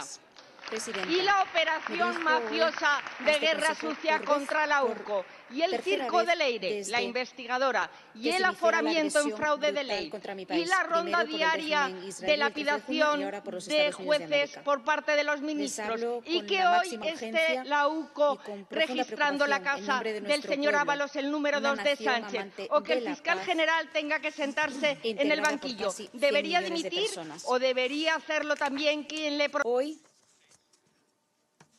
se ha registrado otra mancha en la historia política de los Estados Unidos. Que usted calla, consiente y tapa, ¿es buena o mala praxis democrática? Estados Unidos que se abstuviera de enzarzarse feroces, y esta vez también mostraremos nuestra dignidad, fortaleza y nuestra grandeza al mundo. Con el correr de los últimos 10 días de ataques brutales de Israel, organismos internacionales, entre ellos el Consejo de Seguridad y el EEUU, han recibido toda la información y las advertencias necesarias. Sin embargo, ha demostrado una vez más que la denominada búsqueda de 8 décadas por prevenir la guerra y la agresión es hueca. Han recibido toda la información e impotente en la práctica. Presidenta, estimados colegas, la historia no olvidará estos trágicos días. Es muy descorazonador que un país amante de la paz, uno de los fundadores de las Naciones Unidas, con más de 5.000 años de cultura y civilización, una parte responsable de la Carta y del TNP y un Estado que no posee armas nucleares, haya sido objeto de ataques armados por parte de un régimen ilegítimo. Y ahora por el país principal que lo respalda, Estados Unidos. Ambos poseen millares de ojivas nucleares. Los Estados Unidos, miembro permanente de este Consejo y depositario del TNP, y por cierto, el único Estado que jamás en la historia ha utilizado armas nucleares y ha asesinado a millones de personas en 2 ciudades, ahora de nuevo ha recurrido a ejercer la fuerza de manera ilícita, a librar una guerra contra mi país,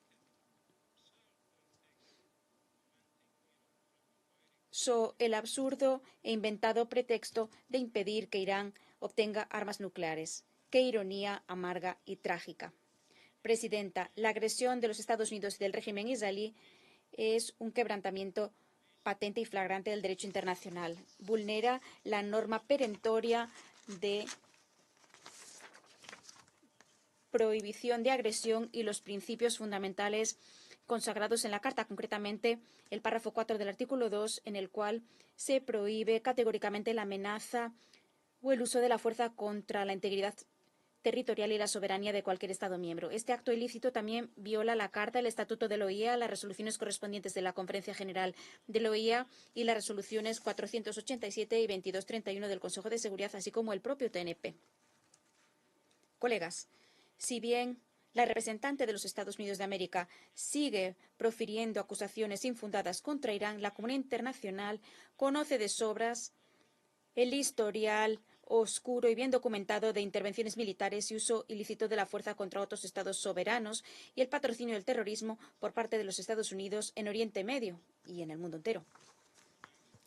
Los hechos hablan por sí solos.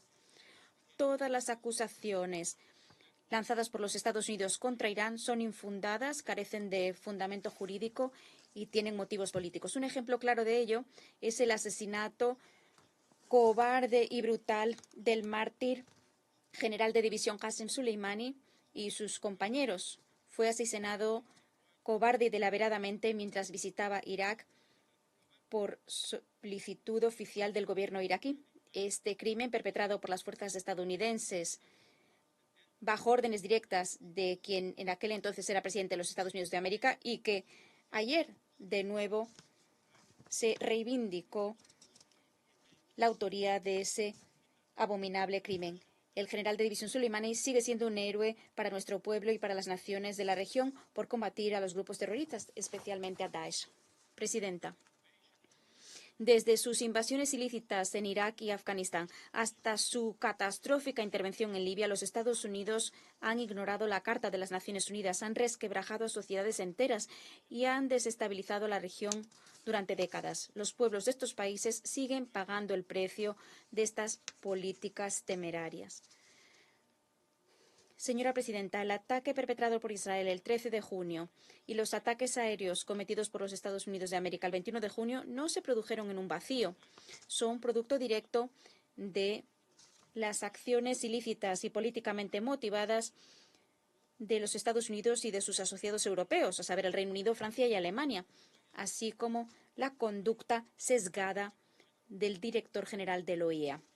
No cabe duda alguna de que los Estados Unidos, el Reino Unido y Francia, 3 miembros permanentes del Consejo, junto con el régimen israelí y el director general de la OEA, serán plenamente responsables de la muerte de civiles inocentes en Irán, especialmente mujeres, niños y niñas, y de la destrucción de infraestructuras civiles esenciales. Presidenta, Irán se estaba preparando para la siguiente ronda de conversaciones diplomáticas con los Estados Unidos de América, que tenía que haberse llevado a cabo el 15 de junio, cuando Israel atacó Irán justo 2 días antes de que esas conversaciones tuvieran lugar. De hecho, Israel decidió destruir la diplomacia.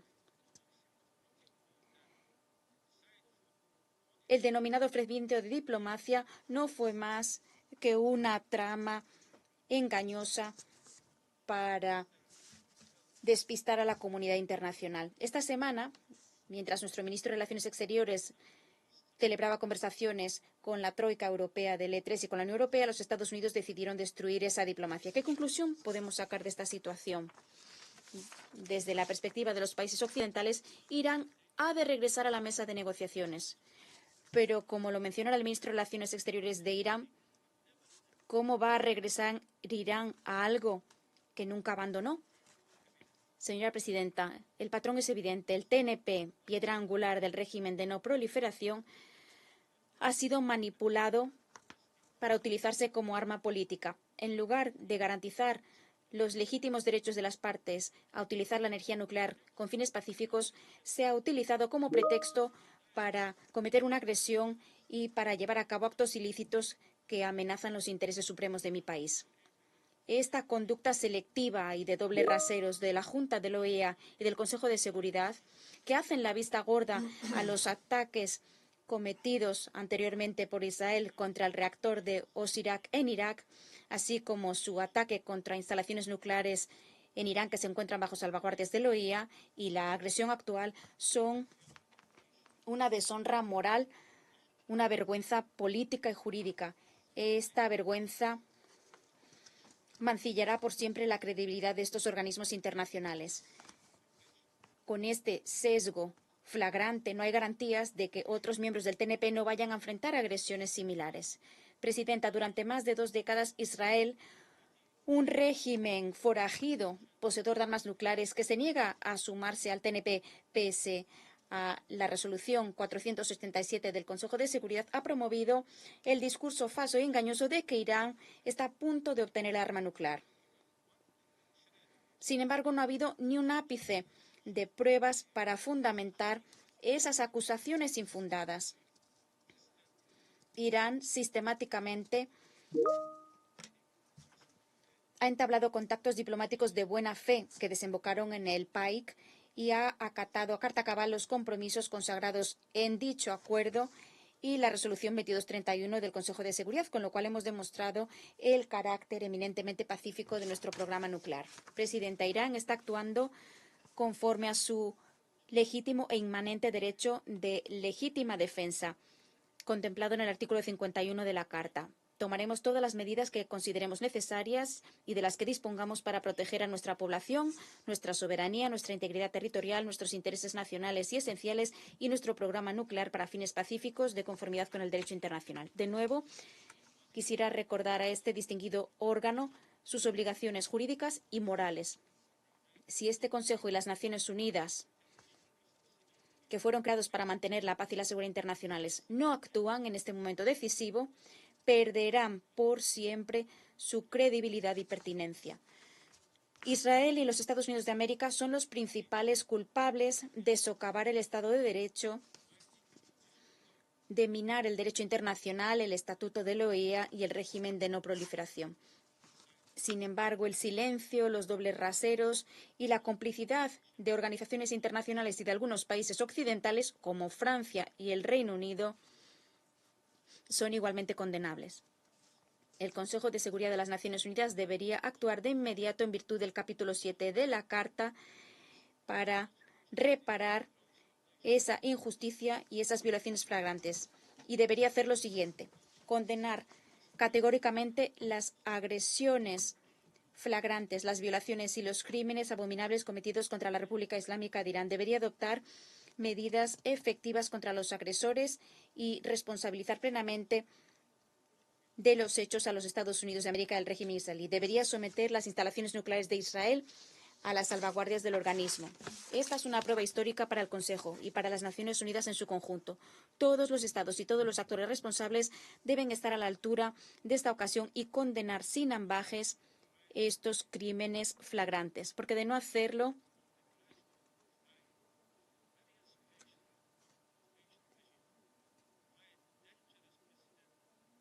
disminuirá gradualmente la aspiración misma del régimen de no proliferación y se normalizará un peligroso precedente en el cual el poderío supera al derecho y donde los principios fundamentales de la Carta son pisoteados de manera impune. Presidenta, colegas, nos encontramos en una encrucijada. Que sea pues este el momento en el que acabemos con la impunidad, el momento en el que hagamos respetar los principios sobre los cuales se creó este Consejo. Este Consejo debe actuar con contundencia.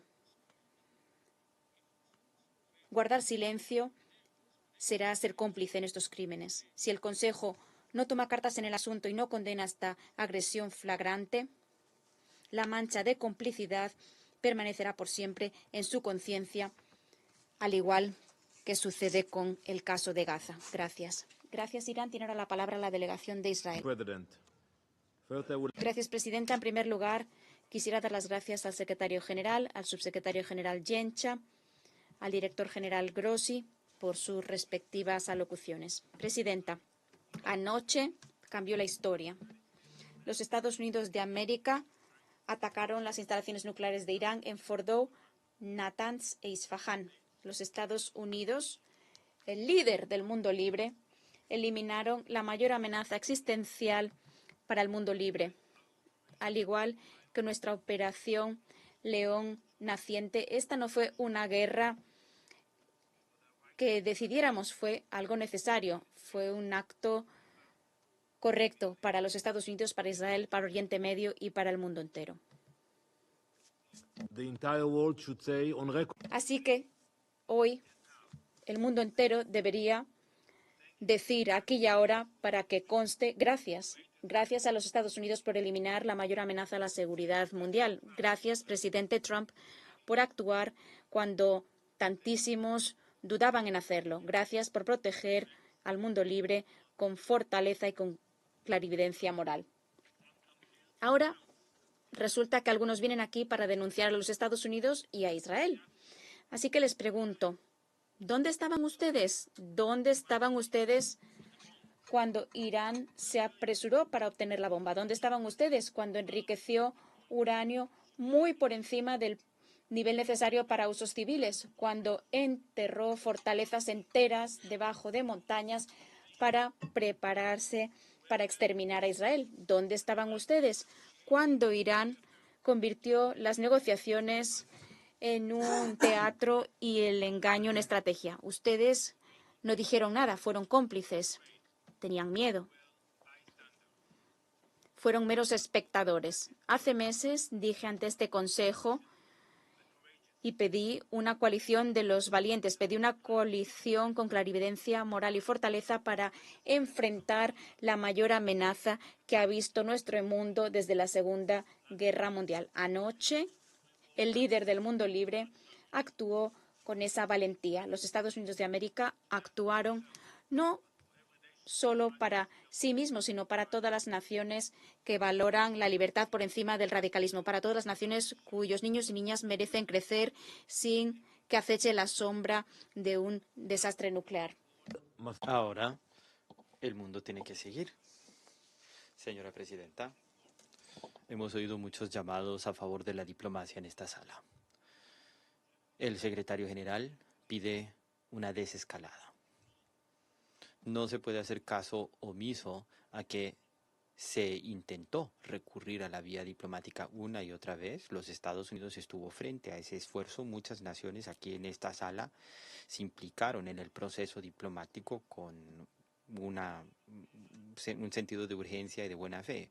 Pero Irán tenía otros planes. Utilizó la mesa de negociaciones como un engaño, como una táctica de dilación para obtener más tiempo, para construir misiles y enriquecer el uranio. Negoció acuerdos que nunca iba a respetar, asumió compromisos que nunca respetó y respondió ante los plazos con desafíos y recurrió a las obstrucciones. El mundo libre le dio todas las oportunidades, le dimos meses, años, todas las salidas posibles, pero Irán siguió firme. Entonces había que obligarlo a cambiar su postura. Su objetivo nunca fue energía pacífica, su objetivo fue muerte, destrucción. Su programa nuclear no fue una pieza diplomática, era un arma contra el mundo, para generar inestabilidad. Para aquellos que expresan preocupación y dicen que hay una escalada, les decimos a ustedes que esta fue la última oportunidad para defendernos cuando no había otra solución. Ojo, el costo de la inacción hubiera sido destructivo y un Irán con capacidad nuclear hubiera sido una sentencia de muerte tanto para ustedes como para nosotros. Señora Presidenta, cuando Irán lanzó cohetes a sinagogas, mezquitas, escuelas, los Estados Unidos obró con precisión, como Israel. Los blancos de Israel no son las ciudades, no son los civiles, no fueron ni las casas ni las escuelas, son los lanzadores balísticos y sitios nucleares. Esta es la diferencia entre nosotros y ellos. Ellos buscan el caos, nosotros buscamos el orden. Ellos construyen armas para acabar con el mundo, nosotros buscamos alianzas para su protección. Como sabemos todos, ya hemos logrado la superioridad aérea sobre Irán. Hemos obrado con decisión, con mesura y vamos a obrar con la clarividencia moral que siempre ha definido a nuestro pueblo. El alcance de Irán va mucho más allá de nuestras fronteras. Prepara milicianos en Irak, está al frente del terrorismo en el Líbano, financia los hutíes en Yemen y propaga terrorismo en Europa y amenaza al occidente con misiles. No se puede condenar a los bomberos cuando el delincuente quiere causar más incendios. No se puede pedir la paz al darle el espacio al mal.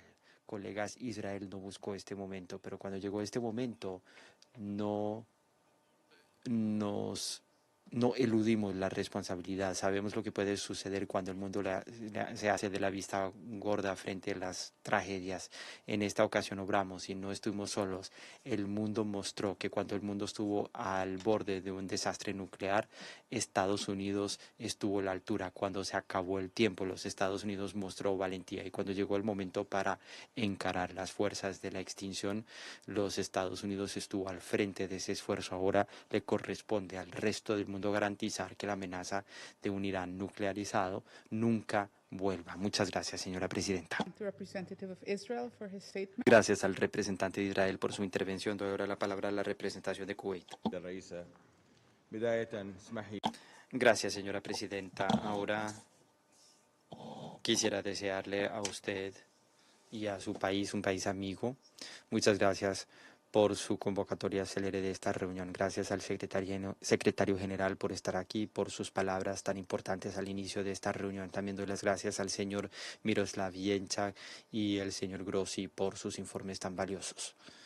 Señoras y señores miembros del Consejo de Seguridad, en nombre de un grupo de países que incluye a Emiratos Árabes Unidos, el Reino de Bahrein, el Reino de Arabia Saudita, Qatar, la Sultanía de Omán y mi país, reiteramos que seguimos con gran preocupación la aceleración de los sucesos en la región, en particular los sucesos donde atacaron instalaciones nucleares en Irán, un avance peligroso que pone en peligro la paz y la estabilidad regional e internacional.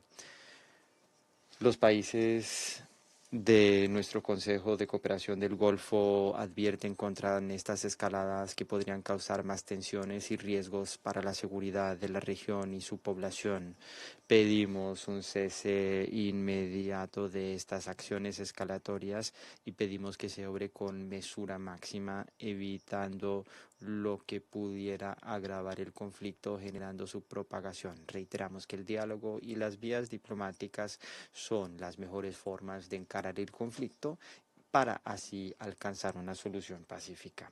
En este sentido, nuestro grupo reitera la importancia de que este Consejo y que la comunidad internacional asuma sus responsabilidades plenamente en aras de poner fin a este espiral de vulneraciones y trabajar para garantizar que la soberanía de los estados y la protección de sus instalaciones críticas, incluidas las instalaciones nucleares bajo el régimen de salvaguardias de la OEA, cuenten con protección. Los países del Golfo manifestaron su profundo convencimiento de que tiene que priorizarse la diplomacia y el diálogo para resolver los conflictos y las controversias con unos enfoques amplios para lograr la estabilidad, la prosperidad y la justicia. Reiteramos también la importancia de redoblar los esfuerzos con aras de buscar soluciones políticas para poner fin a esta crisis, para allanar un nuevo camino que nos conduzca a la seguridad y la estabilidad en la región. En conclusión, señora presidenta, los países del Consejo de Cooperación del Golfo estamos plenamente comprometidos con todos los esfuerzos regionales e internacionales para reducir las tensiones, evitar las crisis, preservar la seguridad, la estabilidad de los intereses de los pueblos de la región y más allá. Gracias. Gracias a la representante de Kuwait por su intervención. Doy ahora la palabra a la representación de Irak.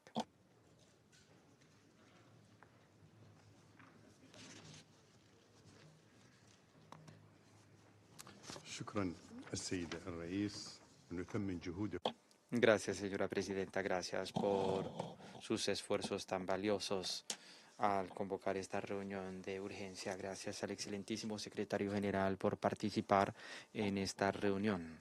Y reconocemos la gravedad de la situación actual y sus repercusiones. Gracias por pedir una desescalada. Gracias a la subsecretaria general, el subsecretario general y el director general de la OEA. El Consejo de Seguridad se reúne hoy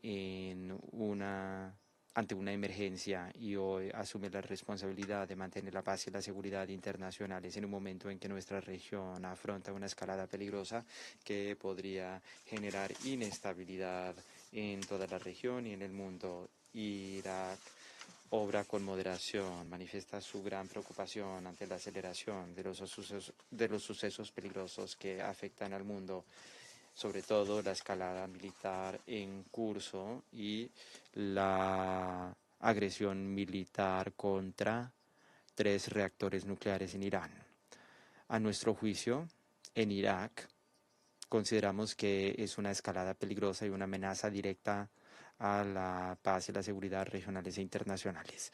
Podría aumentar el riesgo del conflicto y propagación de la guerra, pues otras partes regionales e internacionales podrían inmiscuirse sin autorización del Consejo de Seguridad, lo cual plantea dudas serias en cuanto al acato al ordenamiento internacional con base en la legitimidad internacional. Señora Presidenta, los sucesos recientes en la región ponen a prueba el sistema internacional reglamentario con base en el derecho internacional de la Carta de Naciones Unidas. Las acciones unilaterales que eluden el Consejo de Seguridad debilitan el prestigio de esta organización internacional, dejan la posibilidad abierta al caos con consecuencias gravísimas. Los atentados contra las instalaciones nucleares, independientemente de las diferencias de opinión, son acciones peligrosas que van en contra de los esfuerzos diplomáticos para resolver la cuestión nuclear a través del diálogo y los controles internacionales, incluido el papel de la OEA en este sentido. Irak confirma que atentar contra las instalaciones nucleares declaradas es un precedente peligroso en el régimen de no proliferación y socava el régimen amplio de salvaguardias, como señala la resolución 487 y las de la Junta de Gobernadores de la OEA. También viola el artículo 4 del TNP, que garantiza que todos los Estados miembros tienen el derecho de desarrollar y usar energía nuclear con fines pacíficos dentro de un marco transparente de supervisión internacional. Atentar contra las instalaciones nucleares podría generar consecuencias catastróficas, libraciones radiológicas que podrían ir más allá del estado objeto del ataque y podría ser una amenaza directa a seres humanos y el medio ambiente en el entorno. Esto incluye a Irak en este caso. Observamos el peligro de la radiación transfronteriza que podría afectar a los países y los pueblos de la región. Es un peligro grave y advertimos contra las consecuencias humanas y ambientales de lo anterior. Lamentamos que estos sucesos militares hayan reducido las oportunidades para una paz diplomática, una solución pacífica. Tampoco se le dio la oportunidad a un proceso de negociación para reducir las tensiones. También impidió que la OEA pudiera cumplir con su papel técnico de conformidad con su mandato, de conformidad con su estatuto. Se trata de verificar el carácter de las actividades nucleares. Nuestra región durante los últimos decenios ha afrontado situaciones reiteradas de tensión e inestabilidad. Nuestros pueblos han sufrido en medio de la guerra y el conflicto. Esto ha generado muerte para las poblaciones, para la infraestructura y ha generado destrucción. Estamos en un cruce de caminos, una encrucijada donde podría haber una guerra regional. Existe el riesgos para la soberanía de los estados, se vulnera el espacio aéreo del espacio aéreo de los países, puede tener un impacto nefasto, se interrumpen las cadenas de suministro y las economías de los países afrontan grandes riesgos. Los países siguen poniendo en peligro el transporte marítimo, que es esencial para el comercio internacional y las economías de los países. Con base en nuestra ubicación geográfica nos vemos directamente afectados. Ha habido violaciones de nuestro espacio aéreo por los actores en el conflicto. Es una violación de nuestra soberanía y también es una violación del derecho internacional y la Carta de Naciones Unidas. Reiteramos nuestro repudio y rechazo a la prestación de nuestro espacio aéreo para los operativos que podrían causar daño. En conclusión, señora presidenta, destacamos la necesidad de restablecer la confianza en la acción internacional. Este tiene que ser el espacio, el foro donde se gestionan las crisis internacionales. Hay que defender la soberanía de los estados cuyo espacio aéreo no debería utilizarse en los enfrentamientos militares sin su consentimiento. Defendemos las soluciones diplomáticas y la activación de las negociaciones, y también destacamos la necesidad de aprender de las crisis del pasado en la región. Pedimos la protección de los civiles ante cualquier acción militar que pudiera afectar a los pueblos de la región de manera directa o indirecta. Los pueblos de nuestra región esperan que este Consejo asuma su responsabilidad histórica y jurídica en esta coyuntura crucial para que prevalezca la sabiduría y el diálogo. Tenemos que trabajar juntos para sentar las bases de la estabilidad y la paz en la región. Estos son los cimientos de la justicia y el cumplimiento del derecho internacional y el derecho internacional humanitario. Pedimos a todas las partes que eviten escaladas y vuelvan al diálogo serio para mantener la estabilidad de la región y el mundo. Gracias. Gracias a la representación de Irak por su intervención. No hay más nombres en la lista de oradores. Se levanta la sesión.